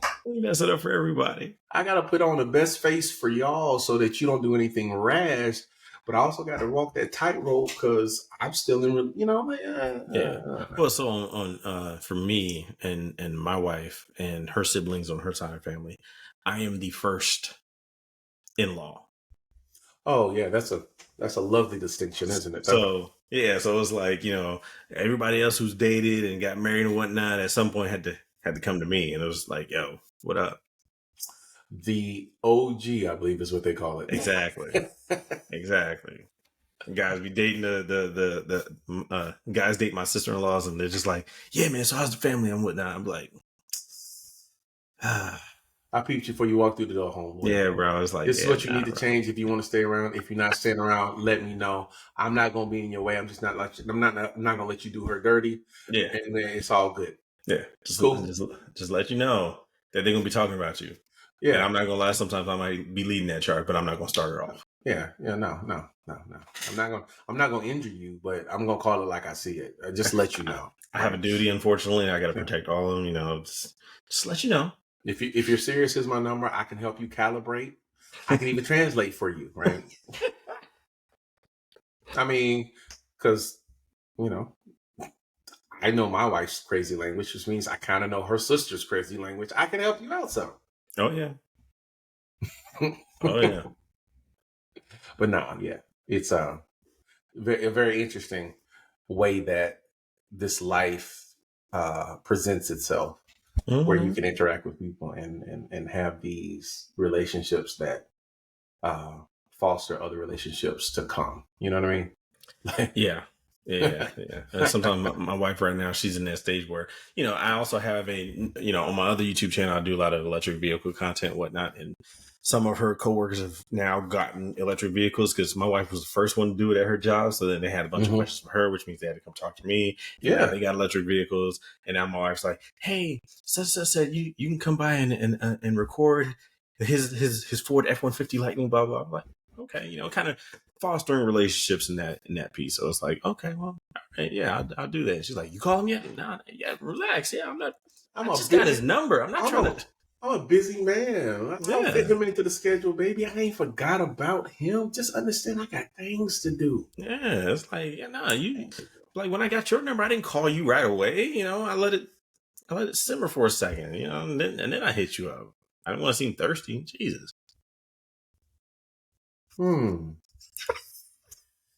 Interesting. Interesting. Stupid, man. Stupid. Yeah, man. I was messing with you. Yeah. Man, dude, we're recording this, and I have not had any trick or treaters come to my door.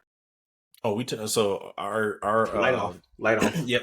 Light off. Yeah. You turn the lights off, and it's like, Yeah, I have not had any. I thought I would have one or two, but I didn't have any, which I'm kind of sad because I kind of like trick or treaters. I just don't like the whole.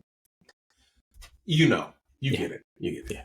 Anyhow. Yeah. This was the first year that I didn't take the kids. My son took my daughter, and she was Wednesday Addams for Halloween, and so he's getting to that age where it's like, hey, look, take your sister out here, go get some candy, come back, no lollygagging, bring her back in at a certain time. You can go back out, run the streets, do whatever.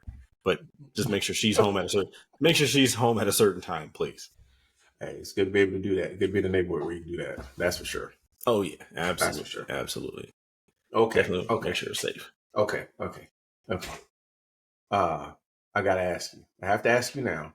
All right. Because I think we've done more than enough to get to the point where I can ask you this question and we can have an in-depth conversation about this. Okay. Here's the question.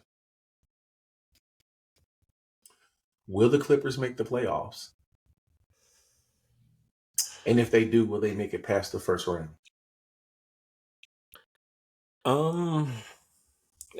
That's a hard question to answer because for me, my analysis goes between on paper or in practicality. Now, in practicality, we have not seen how the Clippers gel yet.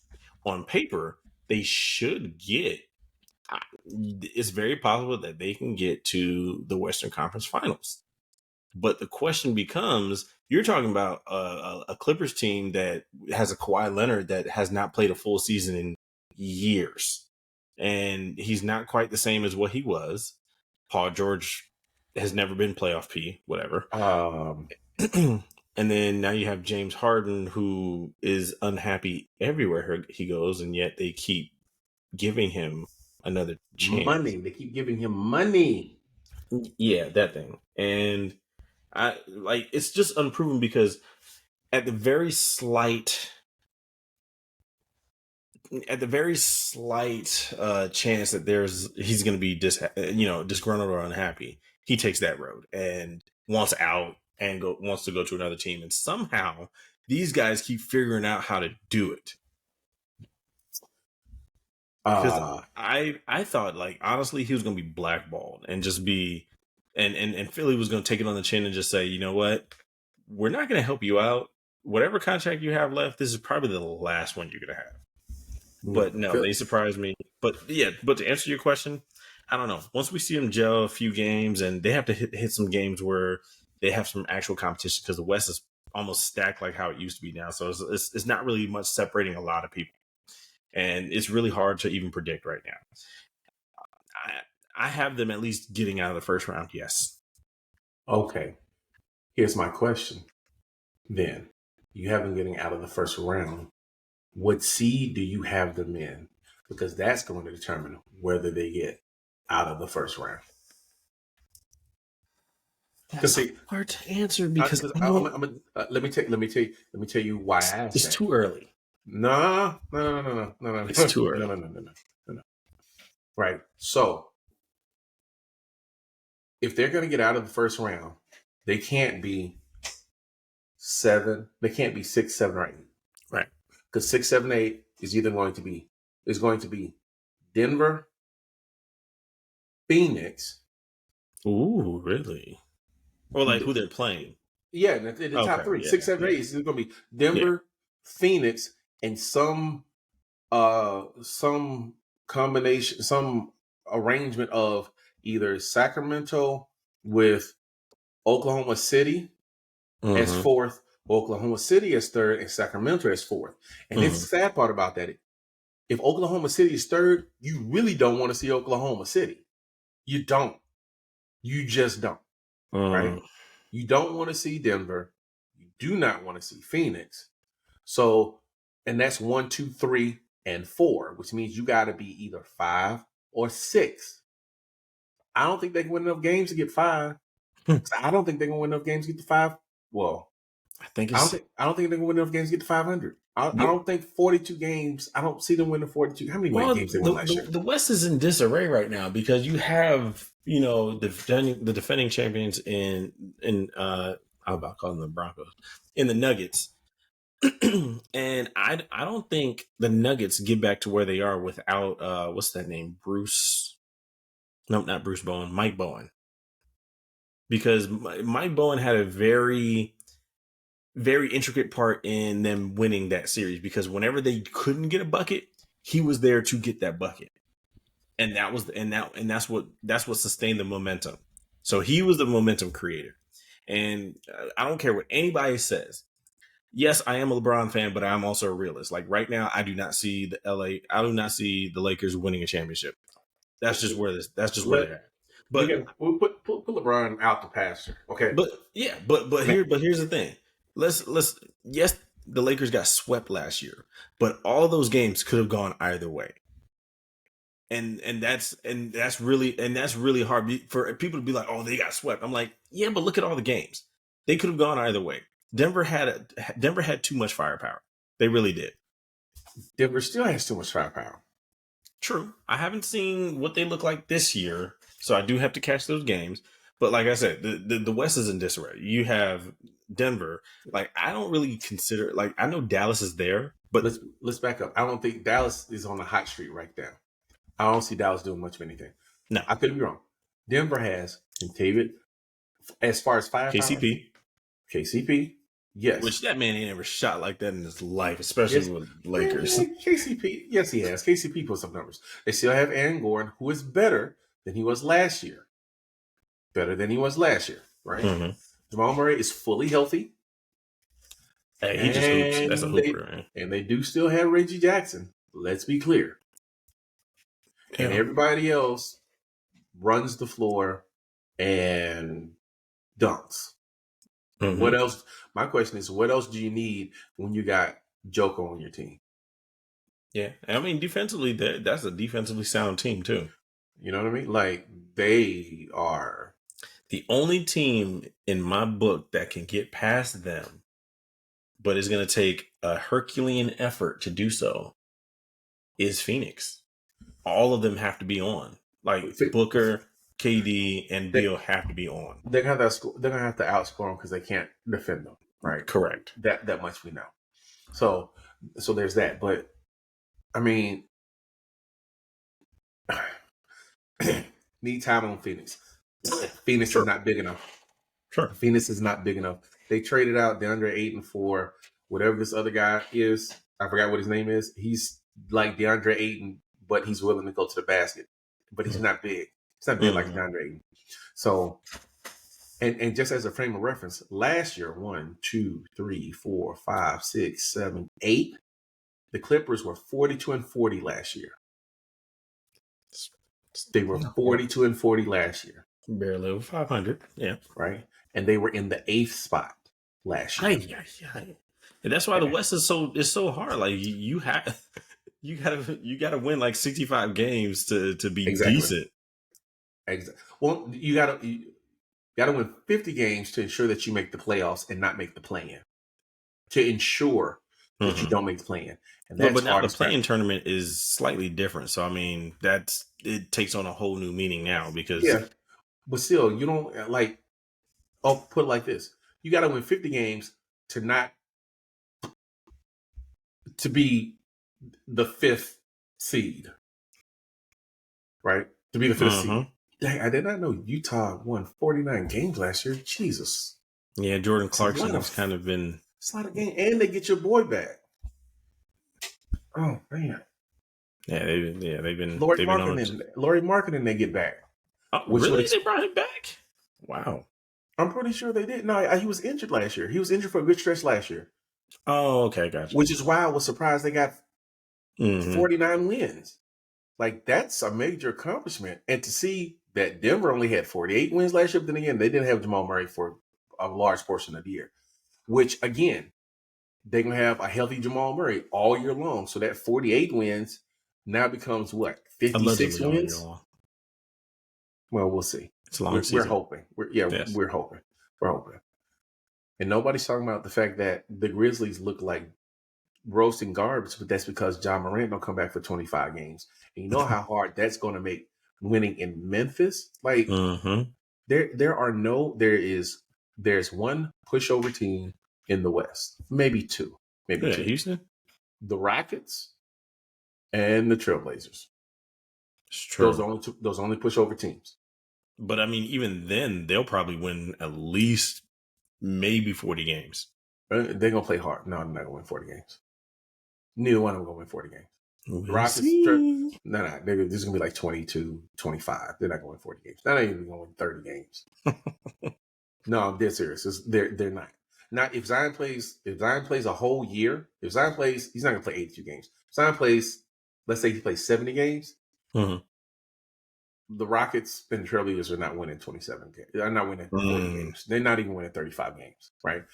Pelicans went 36 and 46, and Zion played like half a season, maybe, right? So that was last year. Yeah. That's why I'm looking at the Clippers and I'm going, if you don't make it a 6, you don't make it a 5 or 4, why even try? Yeah. You know what I mean? Yeah, like I said, it's too early to tell. We got to see how that team gels. I mean, Ty Lue's going to do the best that he can. That team's going to do the best he can. I don't know. I don't know yet. The jury's still out on them. Oh, but back to Philadelphia. So that trade with James Harden, I get what Philadelphia is doing. Well, they brought in a guy that destroyed the process, and he's doing his own process, right? Their GM is one of one. But he knows what he's doing. He get talent in there. And I hate the fact that they give up PJ Tucker, but he got the picks that are needed. They're talking about going after Zach LaVine. So do you think he's enough to move the needle? Yes. You want to know why? Why? Because he comes to play every night. He does. He's not James Harden. He does not disappear as the second option in an offense in the playoffs. It's true. He doesn't do that. He will hit the three, maybe not as good as James Harden, but close. He will go to the basket in the air, unlike James Harden. Yeah. He can pass the ball. And it makes it clear that it's Joel Embiid's team, and they're trying to get him help, another superstar. And the East is weak compared to the West. I like so it. they can get at least somewhere in the top 3, top 4 spots easy. Yeah, they should. Yeah, because Charlotte's not going to do nothing. What's Boston, Milwaukee, Indiana, 76ers. I was hoping Cleveland would do something. Yeah, I thought so too. That didn't pan out exactly the way I thought it was going to pan out, but it's early, but we'll see. Yeah, you know I mean, they still have talent. they still have immense talent for that, but they've got room for improvement. But I tell you what is funny: how Steve Ballmer got the freaking California All-Stars on his team. How about all of those guys? Oh yeah, from California. All from Cali. They're all from Cali. It's like he got one dude from every Los Angeles metropolitan area. Right? Yeah. And it's dope to see, like, bringing these guys home, but it's like, I don't think it's going to work the way that you think it's going to work. I mean, they got a squad, but when are they getting their stadium? Well, I don't know the answer to that question. Ironically, because I've heard there's rumblings of them not being the other team, or the team in the basement, as they call them. Oh yeah, no. They've been working on that forever, and they had to go through all of this stuff to try to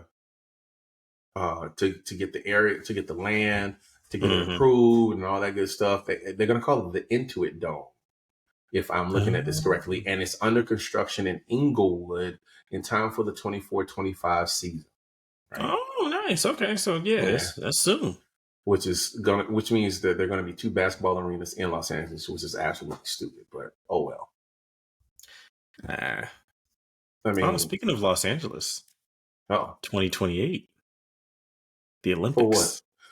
You'll never catch me at an Olympics. You got to be out your mind. You got to be out. Dude. Not in Los Angeles. Okay, you're somewhat right. Yes, but I mean, the fact that it's on U.S. soil, man. Man, look. At least like, I want to go and at least see something. Like, I'm gonna have an 86-inch TV, Dominique. Why do I need to go to the Olympics? Tell me why. Do I need to go to the Olympics? Why do I need the cost? Why do I need the lines? Why do I need the possibility of getting robbed? Don't need any of that in my life. Okay. Well, even if it was in another country, you don't want to at least go and experience that, like that atmosphere. I'm not gonna be able to experience the other country because it's gonna be the Olympics atmosphere. No, you're going to the other country for the Olympics, for the Olympic atmosphere. What about the Olympic atmosphere is so important? It's so valuable. It's rarefied air. You're in the same build, like you're in the same building with athletes at the top of their game, proving each other, like proving their worth against other top athletes. I got a question. If I've been in the building with top athletes before, would that give me a pass? I'm only asking because I don't.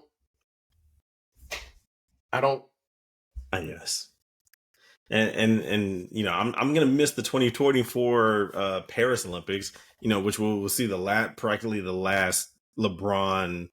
LeBron, this is probably the last time he'll play in. I was gonna say, if I was going anywhere, it'd be 2024. You want to know why? Because it's gonna be the last time you see LeBron in the Olympics. It's gonna be in Paris, where they outlaw guns. So the chances of me getting shot are really, really, really low. Right? They got baguettes and cafe, freaking coffee and all this good stuff. I know Paris is romanticized, but I will say Paris is a dirty city. Oh, what old city is not a dirty city? Tell me. I'm just saying. I mean, not all of them are romanticized the way that Paris is, though. Well, I mean, Paris is for lovers, or at least that's what the slogan has been teaching us since we've been, 3. Is it? I get it. That it's the romantic city. You're right. It's been romanticized. That's what it teaches us, right? That's French is the language of love. It's supposedly. I don't get how that happened either, but yeah, I get it's an old city, so it's not very, and it's French. I'm not going to go down this hole. I was going to go down this. No, I'm not going to go down this hole. Come on. It's Do it. No. Come on, man. You're not getting me in trouble. They're already censoring my posts on Facebook because of my stance on Israel. I'm not getting censored for other stuff. No, I'm fighting. I can only fight one battle at a time. One battle at a time. I'm going to fight one battle at a time. We post this anywhere. They're not going to censor it. Well, I mean, I don't think they're going to censor us. I'm telling you. But no, if I were going to an Olympics, it would have to be Paris. I'm not going to LA. I don't want to go to LA for anything. Anything.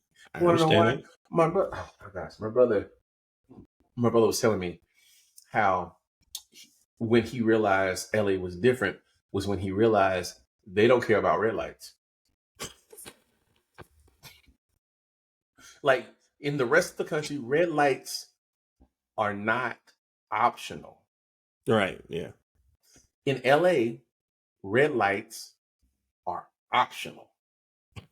And I was like, oh shit. He was like, yeah, man, like you have to pay attention going through intersections,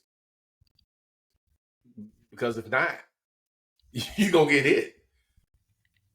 And you better hope that they have insurance. You better hope that cops come out, because there's so many people and so many activities that a cop may not even come out if you're in an accident and it's just a fender bender. I was like, he was like, yeah.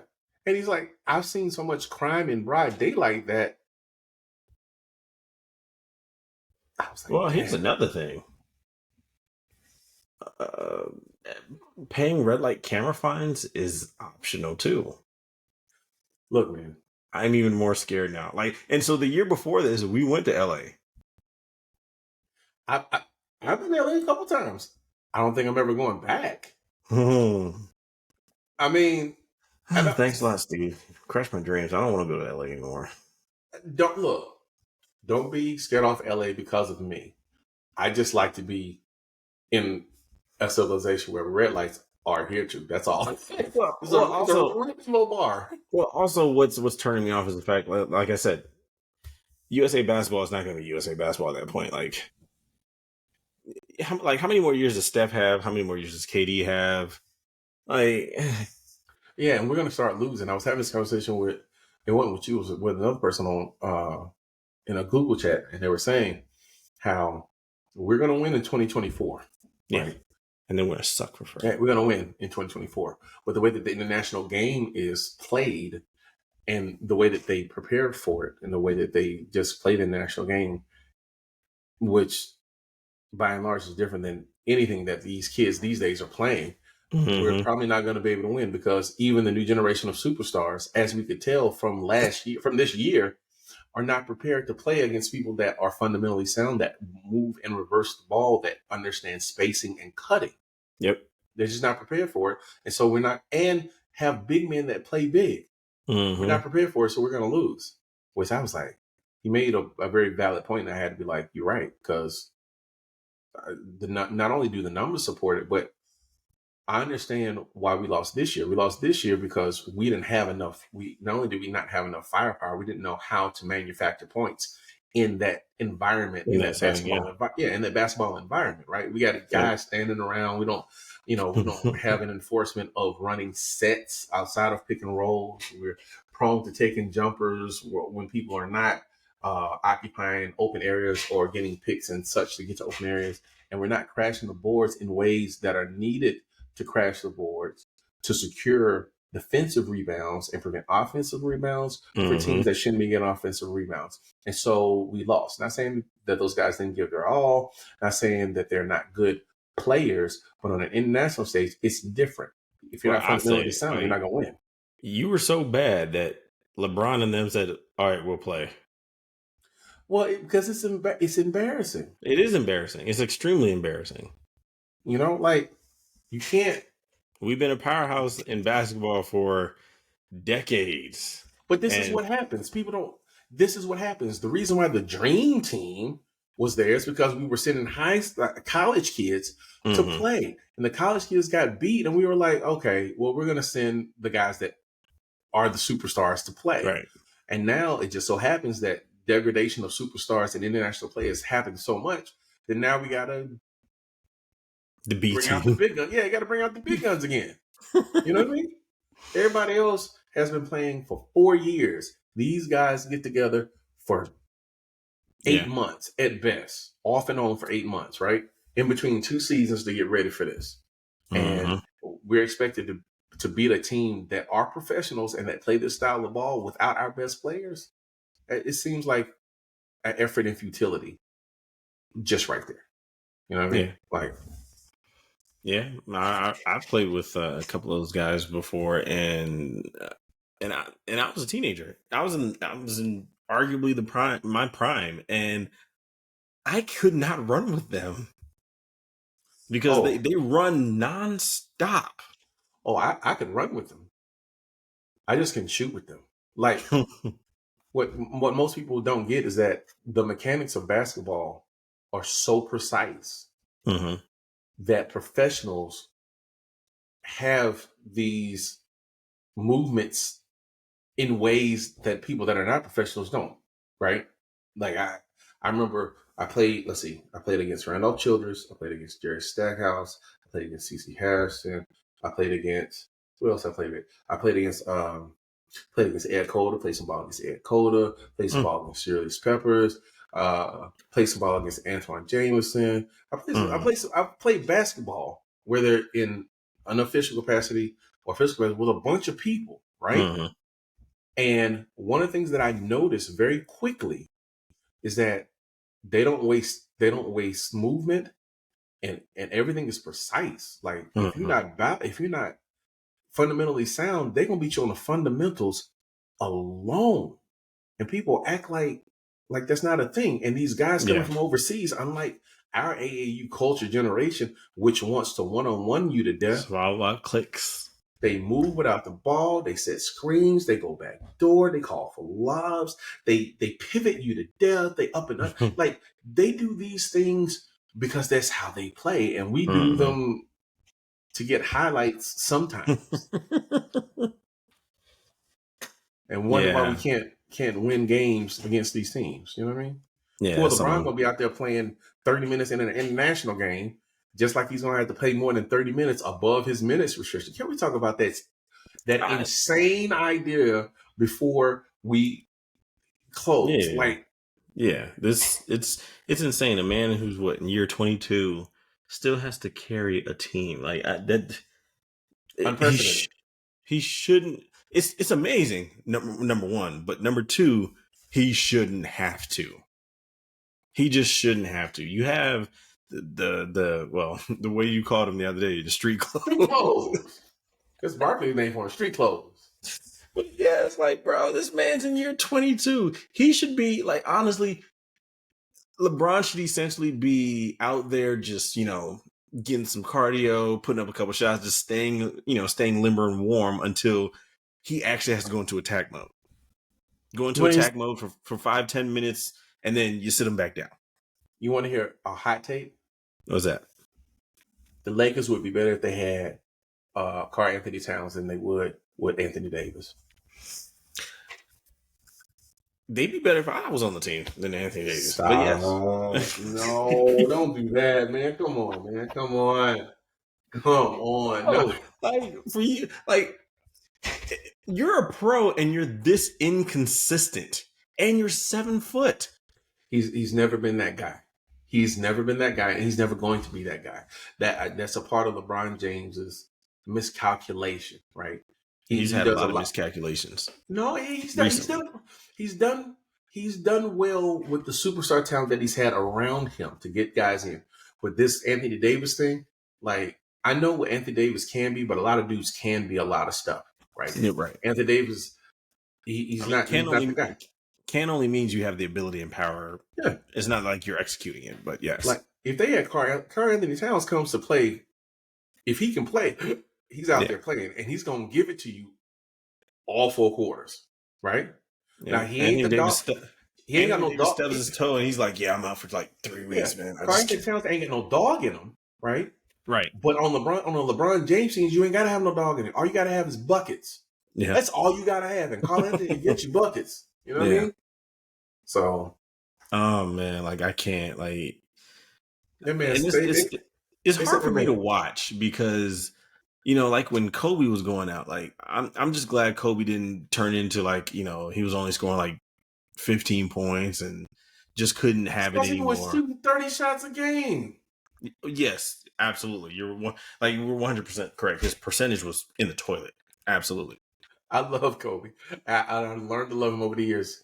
But this dude, yeah, he had 20 points, shooting what 9 for 30, and you're like, man, his last game, that man had what 50 points, and he shot the ball like 50 times. Hey, if it works, it works. I gotta pull up the stat now. Hey, if it works, it works, man. It is what it is. But you know, like you'd hate to see your idol, you know, essentially go out like just be a shell of himself. Oh you man, you really hate that. And here's the crazy part: LeBron James is not even really a shell of himself. Nope. He's actually He's actually more efficient than what he was when he came in the league. And then on top of that, he's scoring slightly more than what he used to as well, average wise. By all accounts, LeBron James is, I mean, he's doing crazy stuff, but he ain't got no help. Somebody man hasn't had help since he helped this man out. Oh yeah, and just so we're clear, in Kobe's final game, Kobe had 62 points, shooting 22 of 50 and 60 of 21 from the 3-point line. So let's be clear. 22 of 50. Oh, 50. So man shot the ball. If I shot the ball 50 times in the game, my arm will fall. 22 of 50. So a potential, like if it was all twos, that's potentially 100 points that he could have scored. 22 of 50 and 6 of 21 from 3-point line. Man, come 21. On. Wait, you took 21 3-point shots in the game. There was 60 points on 42 minutes. But dude, like anybody else, like you could tell that had to be Kobe's stat line, because had that been anybody else, they would have been benched. Benched? I remember watching the game, and I hated it because I knew it was Kobe's last game, and I was kind of emotional. When I was dying, like, this dude is going to shoot the ball every time. Every time. That's 15. Okay. That's 15 shots a quarter. 15 shots a quarter. Yep. Bro, hold on. What my calculator at? Where is my calculator? 15 shots a quarter. If each one of these 15 shots was accompanied by 24 seconds. Oh my God. Divided by 66. Okay.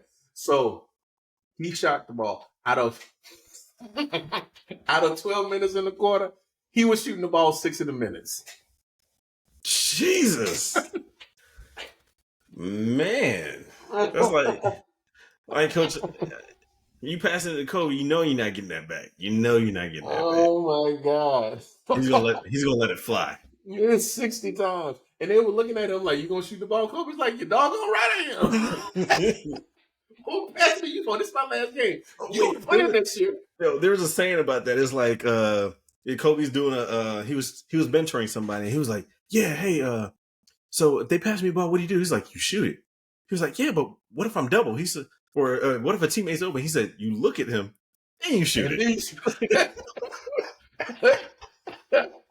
That was his mantra, because he knew he was better than everybody else that could possibly be shooting. So why would I not shoot the ball even when I'm double? I got a better chance to hit it than you do.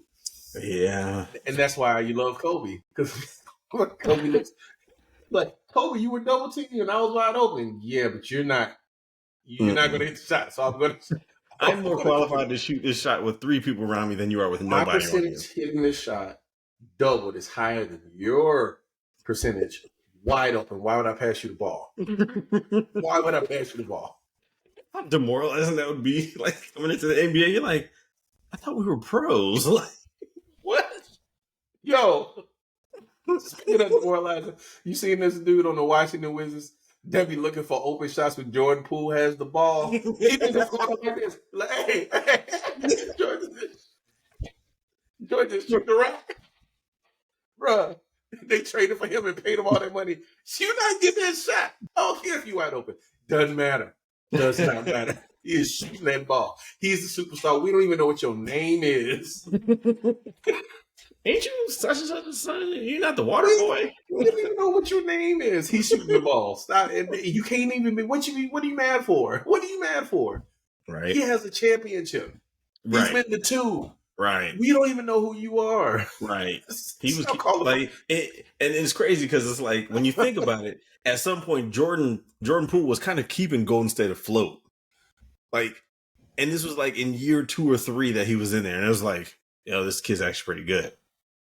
Well, I mean, he worked his way in, worked his way up from the G League. He did what he was supposed to do. He just, the NBA script said they handed him the script, and he was like, wait. Come on, man. We're not doing that right now. I gotta take a.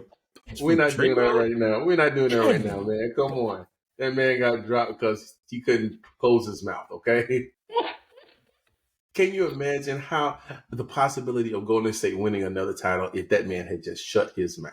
Oh, for Can sure. you imagine? Like, but then also, do we know what was said? Because I mean, the fact that yes, we know what was said. No, like, hold on. What? Like, do you know how pissed you have to get Draymond? Like, first off, Draymond never closes his mouth. Like, his breath has to stink. Like, first, that's new. Wow, you are killing me. You are killing me. Okay, this is the roast. It is what it is. Okay, so this happened over 2 days, right? Jordan Poole was on the other team, and they play A team, B team, right? First team, second team, and whatnot. Jordan Poole was on the second team because he ain't a starter. Anyhow, one day, Jordan Poole was busting their tail, and he was chirping, and Draymond was not feeling it. That was day 1. The next day, Jordan Poole was giving him work, but Steph was putting in work. And Draymond wasn't hitting no shots. And Jordan was talking that junk. And Jordan, of course, had just gotten signed to that expensive contract, and Draymond still had not gotten signed. Yeah. And so word on the street is that after talking a whole bunch of junk, and Draymond was like, yo, you know how people like, yo. Yeah. Right. Jordan Poole was still talking, and they had gone back and forth, and it was a break in the play, and Jordan Poole said, "You're an expensive backpack for 30." Because he had been saying all practice, man, Steph been carrying y'all all practice. He was talking that trash because he's busting and Steph is busting. And he turned to Draymond, man, you're an expensive backpack for 30. And that was the breaking point. Hey, you got to give him his props, though. Like, the confidence he had to say that to this man who does not close his mouth. Like, that came from Michigan. Like, bro, like, and then I saw the video. Like, he leaned into it. Like, Draymond really leaned into that punch. That was Poole asleep. You got to know. See, this is what's wrong with this generation. Yeah. They don't know when they're that close to getting punched in the mouth. That's what it is. Because people don't punch people in the mouths no more. They're not familiar with the protocols, with situations, they're like, with wait, the what's warnings. They're not ready. They're not ready for it. So when Jordan Poole was talking all that talk, and when Draymond walked up on him, you got to diffuse that situation. You gotta let that ride. Because if not, you're gonna get put to sleep. Everybody go night night. Go night night. He couldn't read the signs. He was like, You know, most people they're like, I'm in danger. Hold on, wait. No, and the My funny bad, part bro. about it was when you look at the video, like they've said multiple times, nobody was surprised that it happened. Everybody was like, "What? That's what you get." Like in the words of Cat Williams, you shouldn't have been talking. Yeah, that's what you get. Steph was over there looking. Stephen Clay was over there looking like, "Well, you shouldn't have said what you said, right?" You were Like, asking for it. if more people got punched in the mouth, conversations would change. That's all I'm saying. Oh, for sure. That's all I'm saying. And Oh, for sure. I'm not saying Jordan Poole's would have if he had got punched in the mouth earlier, but we do know what he said was flagrant in the face of a teammate that had not signed a deal yet. And so now he's wrong, bro.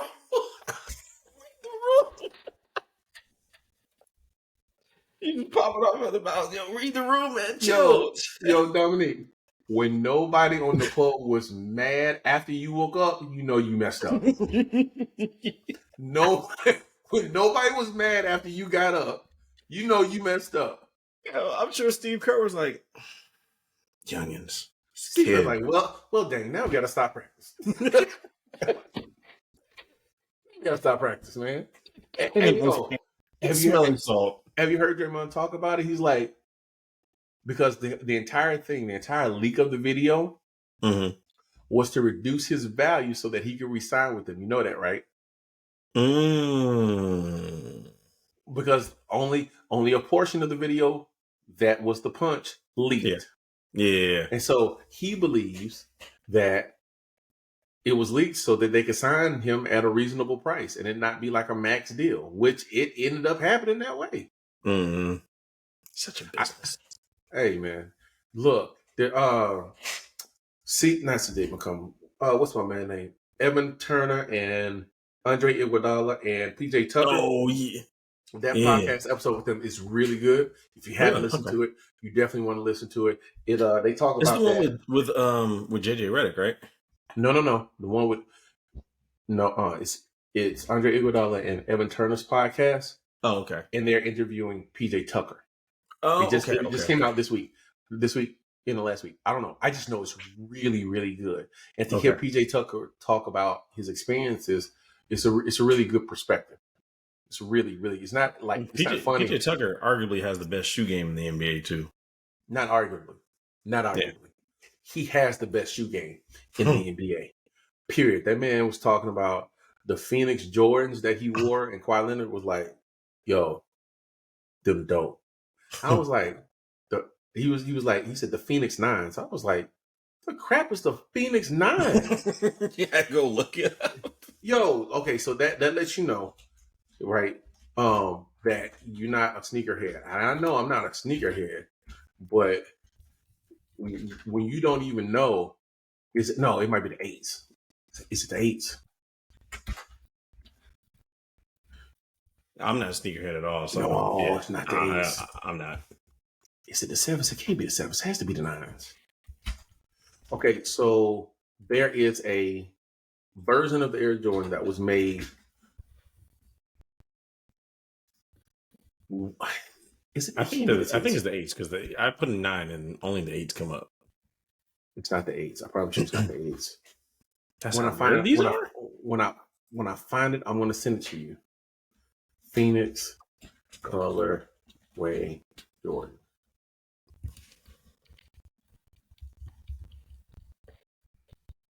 Ultra rare. Yeah. Ultra rare. When I find it, I'm gonna send it to you because he said it in the podcast, and I looked it up, and I was like, "That's dope." But they're so rare because Michael Jordan had them create Jordans in Phoenix colors when he was a free agent, so you can see what they look like. But they never went into production. And PJ Tucker got exactly. It's like a Illuminati. Ooh, it's almost an Illuminati type thing, man. Dude, it's not. I promise you, it's not the 8s. I think it's the 7s. Anyhow, but yeah, no, his shoe game is tight. Like he got a shoe guy, and he's got deals with the shoe companies with the major shoe companies because he has shoe stores and whatnot. And so his shoe game is dope. He's easily the best.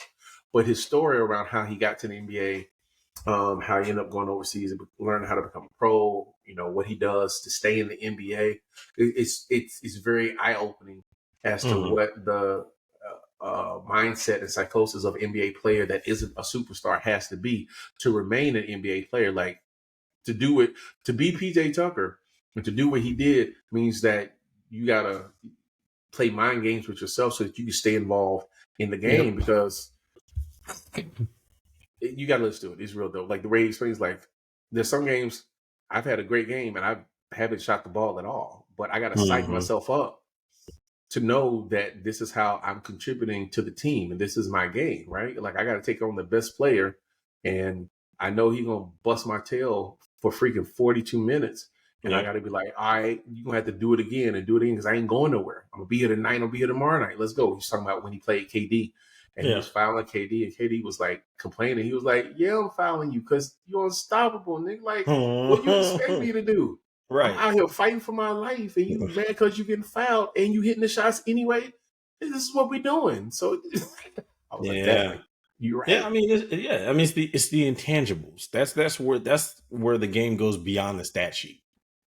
And you have that's something that's not quantifiable on the box sheet. So and to be in the NBA and not be a superstar for 10, 12, 15 years, you gotta be able to. You got to know your role. You got to play your part. You got to do it well. And you got to pick the right teams to do it on. I've always respected PJ Tucker's game because, I mean, first off, you can tell that's kind of the way that he has to care of himself. But then also at the same time, this man has been in the league and he, like you said, he takes on the tough assignments. But, I mean, he also looks like like Jordan Poole couldn't walk up. Like Jordan Poole couldn't say half the stuff he said to Draymond to PJ Tucker. Yeah, PJ Tucker would have did that immediately. Yeah, PJ he's not skinny by any stretch of imagination. That's a very large man. Very large man. But yeah, no, it's a very good podcast, and I hate the fact that he's in LA and he's not gonna have a real opportunity to play for a championship. But I mean, it is what it is. He's still getting paid. He's out there in LA. He's still doing his thing. So. Yeah, I mean, at the end of the day, but I mean, also, well, yeah, I mean, seeing that he's not necessarily a superstar, but I mean, sometimes those people, they have unique opportunities when they get like bought out and waived that they can go, purposely join those kinds of teams. They're not gonna waive PJ Tucker. They need him around for defense. Absolutely, they need him around for defense. That's for sure. Absolutely, but I mean, you just have some players that in order to get that championship, it's like, I know I'm going to get bought out. I'm going to get waived. All right, cool, whatever. I'm calling such and such. And whereas you have some players that, like Dame, essentially, were like, dude, you need, like, even Portland was like, you need to get out of here. Portland fans were all just saying, you need to go. We like you. We want you here, but you're never going to win here. Please leave. And they're never going to win. Well, and they knew that they were never going to win with him there. That's the other thing. Like, we got to get you out of here so we can have a chance to win. And, it looks like they're off to, I don't know. They're like 1-3 now, so it's not a great start, but they'll figure it out. It's not. It's just they're not worried about this season. And they better hurry up because in 2 years it's going to be Vegas and Seattle. And once that happens, people forget about Portland. Well, and you know what? So this is the first time that I've been an adult during an expansion team. And that's going to be interesting to watch because the last one that was around was Charlotte the first time and then the second time. Yeah. So this is going to be my first one where I get to see like how that, because from what I understand, the process of that is like everybody has like a deadline for, trades and free agents and then just stops for them. And then the two other teams get the opportunity or they get to go beforehand and go sign the contracts with the players and all that other stuff to give them a chance to pull in, enough people, stars and whatnot. But and it's a convoluted process. I don't know what it's going to look like now as opposed to what it looked like then. Because I think, but aren't they going to have to shift two teams from the west to the east?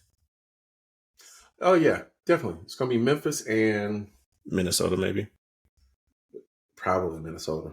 I wouldn't doubt it if it was Minnesota or New Orleans or something like that. Or New Orleans, yeah. But it's certainly going to be Memphis, which is going to make the East crazy. Oh yeah, it's gonna send it to a frenzy. It's certainly going to help the East, even if it's Minnesota.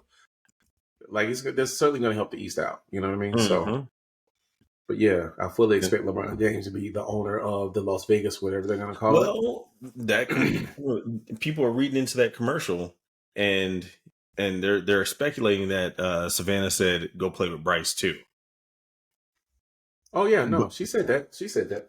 But I mean, if he does do that, I think that eats into the years that that Vegas will be getting their team. What do you mean? when is Vegas supposed to be essentially be brought in? Because I think it's for the next CBA or whatever. Yeah. So okay. Let's see if I can do this succinctly, right? So yeah. So the NBA's international media rights contract expires after the 24-25 season. I think media contract. It expires after the 20. This is 22-23. No, it's 23-24. 24-25 season. It expires out of the 24-25 season, if I remember this correctly, right? Okay. But it's not just. Here's the thing. It's not just the United States. It's like the international NBA media rights. All of them expire at the same time. Which means the NBA, whatever the salary cap is, that dude's going to jump again with the new collective bargaining agreement. All right. And that's keeping in mind, and that's thinking that or knowing that NBA is going to do expansion and is going to add 2 more teams, which is going to increase the cost, which is going to increase the salary cap as well. On top of the fact that these teams, when they're purchased, the owners have to purchase the teams, right? NBA approved. NBA approved owners. They already know who the owners are going to be. They have to purchase a team. That money goes to their pot. Like, this is going to be a boon for the NBA. And a lot of people are going to get a whole heck of a lot richer because of it. But because all of them expire at the same time, they're going to be leveraging everyone to get this deal, right? The last time they signed the deal was like 2014, right? You got ESPN, you got TNT, right? Those are your big players, right? ESPN or Disney, if you will, because Disney bought ESPN, right? Mouse. Yeah, bought ABC, bought ESPN, all that good stuff. So you got those 2 players. And those were kind of the 2 biggest players for NBA contracts at the time. NBC didn't want any. CBS has NFL. Fox has an NFL. They weren't trying to really bid high. But now, not only do you have all your major networks, right? You got all your streaming networks. You got your Google. You got your Amazon. You got your Apple. And that's just in this country, right? So, gotcha. Like last year was a 9-year, $24 billion deal with ESPN and TNT, which the annual yearly was 3 times the last deal, right? That was just for the NBA rights in the US. This year, it's 2 additional teams. Everybody gets to bid with the international streaming rights available. Can you imagine what Amazon would pay if they had the international streaming rights to the NBA, not just in the US, but around the world? Buku money. That's why. Cool. As long as we don't get games like how we do like on Thursdays for Amazon Prime, because those have not panned out so far. It's just because the games are bad. Yeah, I'm just saying. If the games were good, like the technology around those Prime games is dope. Oh yeah, it's for sure. Games just horrible. Yeah, really cool. But yeah, so it's gonna be very interesting. People think NBA players get paid too much money now. You're gonna be, if you mad now, you're gonna be mad. That's why, and that's another reason why you see these superstars that are in their prime taking these 2 or 3 year deals, because they know once that CBA is signed, done so. Like, well, there's no reason to take a 4-year extension right now. If I got 2 years left on my deal, that's what I got. 2 years left on my deal. We will renegotiate. We will come back to the table, right? And that's what James Harden's thinking about too. Like, he's not going to get that deal. So his next deal has to be his last deal. So you know, like you got to get that 4-year commitment at the max, because they're not going to pay you again in the next contract. You're gonna be too old. You're gonna be too. I ain't gonna say you're too fat, but he's not gonna be prime James Harden. So why would you pay max money for him? So you got to get the max money now, right? Anthony Davis signed a 3-year extension. You want to know why? Because he's hoping to get one more contract after the CBA renews. That's how it goes. That man shouldn't get anything. Haterade is thirsty. It's not hater. It's like he's just bad for business and basketball. Hey, James Harden too.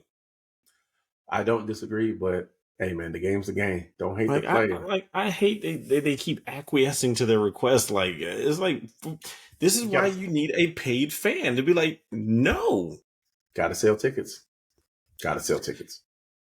How you selling tickets for Anthony Davis that he's never playing? I mean, you gotta sell hope too. Well, at that point, that's all they're selling is hope. I mean, of the 30 teams, like 10 of them are really trying to win. The other 20 are selling hope anyway. What do you mean? You think the Charlotte Hornets are selling winning? No, they selling hope. They can't even sell hope. They can't even sell hope, man. Like there's no way anybody could come to me and say, "Man, them Hornets, man, they gonna do something this year." I'm like, "What crack are you smoking?" No, they're not. What? All the good people on every other team would have to go out with an injury at the same time. To every other team, all 29 of them, all of them, and even at that, the role players in the West are still pretty good. So no. Man. Misery for Hornets fans, man. Yeah, no, absolutely not. Oh man, but yeah, no, it's gonna be interesting. This year will even out. We'll get back to talking football next week after the Cowboys figure out if they can actually string together a couple wins and not look like a bum after beating a bad team. You know that's gonna happen, right? Look, man. I don't even know who we play next week. This is how disillusioned I am. I don't even know who we play next week. No, I thought y'all had a bye, but probably not. We had a bye. No, we play y'all on the 5th. You don't even know who y'all play next week. We play y'all on the 5th. Y'all just traded for that pass rusher and that safety. Man, I don't even want to see. Man, no, it ain't even gonna have to be about the tush push. Y'all ain't gonna need to use the tush push. Y'all just gonna run the ball. You see the tush push fake that they did? I did, and that was disrespectful. They did not have to do that. It's so disrespectful. Now they're getting creative with it. I put somebody out the game over that. So wait a minute. You made me line up and go through with the tush push defense, and you faked it? Nah, You got to see me after the game. We're going to have us a conversation. That's disrespectful. Don't ever do that again. If I'm going to line up and I'm going to go through with the tush push, you better be pushing the ball so that I can try to stop it. I'm not going to go through all of this and the ball's already in the end zone. You know how mad I would be if I was a defensive lineman at the bottom of the pile trying to stop a tush push that didn't happen? What happened, guys? What? No. They pulling people off of me in the pile, and this dude is celebrating in the end zone. No, sir. Nah, they kicked me out the game over something like that, bro. I go over there and tackle the coach. That's what I do. You gotta do something. No, just tackle the ref. Just tackle the ref on purpose. No, I tackle the coach. That's what would happen. You gonna fake tush push? No. Oh my god. I got 5 refrigerators on top of me, and the ball ain't even here?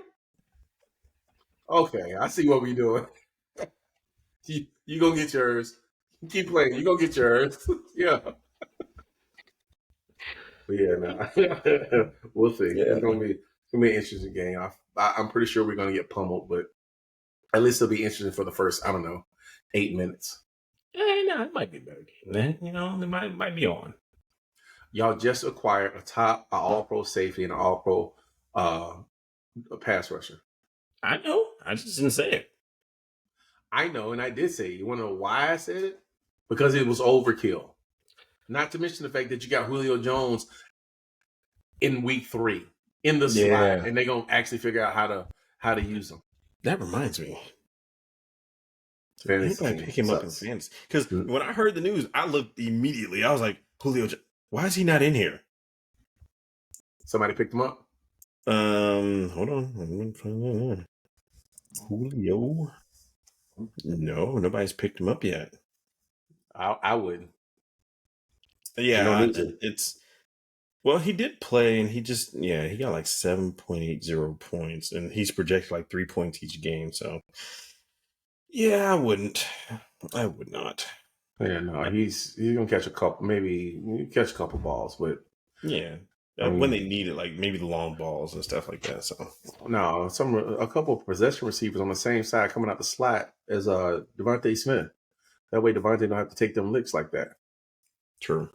Yeah, it just looks like, honestly, it's smart. Just gearing up for, they need people and just improving and, just doing what they got to do. It is what it is.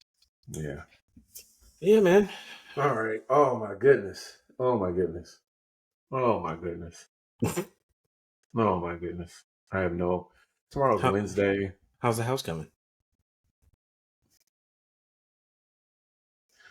Man, whoever said get a new house never has gotten a new house before. Because what you don't realize in getting a new house is nobody's lived here. So all of the things that are wrong that get caught when someone lives in a house before you don't get you got to do all that work. Yep. Like I got a list of things I got to put in that I got to get fixed with contractors, and that's all kind of stuff, man. Like you start looking at doors differently. Like my door is a quarter of an inch too high off the ground at my front door. So I can see a little sliver of light in the evening at the right time. Oh, no. So you know what that means? That means it's inefficient on heating and cooling. Yep. And it don't exactly keep bugs out if bugs are trying to get in and out, and etc. So now either I got to get a door suite, or I got to get the door repositioned, or I got to get another door because the door is too small. It's little stuff like that people don't think about. I mean, I was sitting down in my recliner. I was going, why can't I see under the door? Is that why my feet are cold? Oh my gosh. I've got a guy that has to come out to look at the wiring because my carbon monoxide sensor is not working properly. It beeps. Ooh. Yeah, it beeps when it wants to beep. There's no rhyme or reason to it. It ain't when we cooking. There's no rhyme. It just beeps when it wants to beep, and so it's not the sensor. I don't think, because I changed the battery in it. I had a guy come out, look at it today. He's got to call an electrician to make sure that it was wired properly. Who would have thought? And then, not to be complaining, but my washing machine flips a breaker from time to time, which is a bad thing because a washing machine only flips a breaker when there's too much power going into the washing machine, right? Which any other appliance, it really doesn't matter. But this is a washing machine, so it matters. So I got to have somebody come out and look at that. Yeah, I'm over the new house vibe. Completely over it. Don't get me wrong. I like my granite countertops and all that good stuff. Like my open area. I'm trying to figure out if I'm going to put up a projector or buy an actual TV, because I actually had a projector. Many projectors nowadays, they're pretty high density and good quality. Even seeing them in the day, you wouldn't even notice that. You wouldn't even notice this projector. I got a pretty good one for the money. I only paid a couple $100s for it, but it's a pretty good one. So I'm trying to decide if I want to if I want to put it upstairs and get like a real one, like a nice one, and put it downstairs, or if I want to get an actual TV. But I mean, it's new house stuff, man. Jeez Louise. I understand. So, well, how long ago was the house built?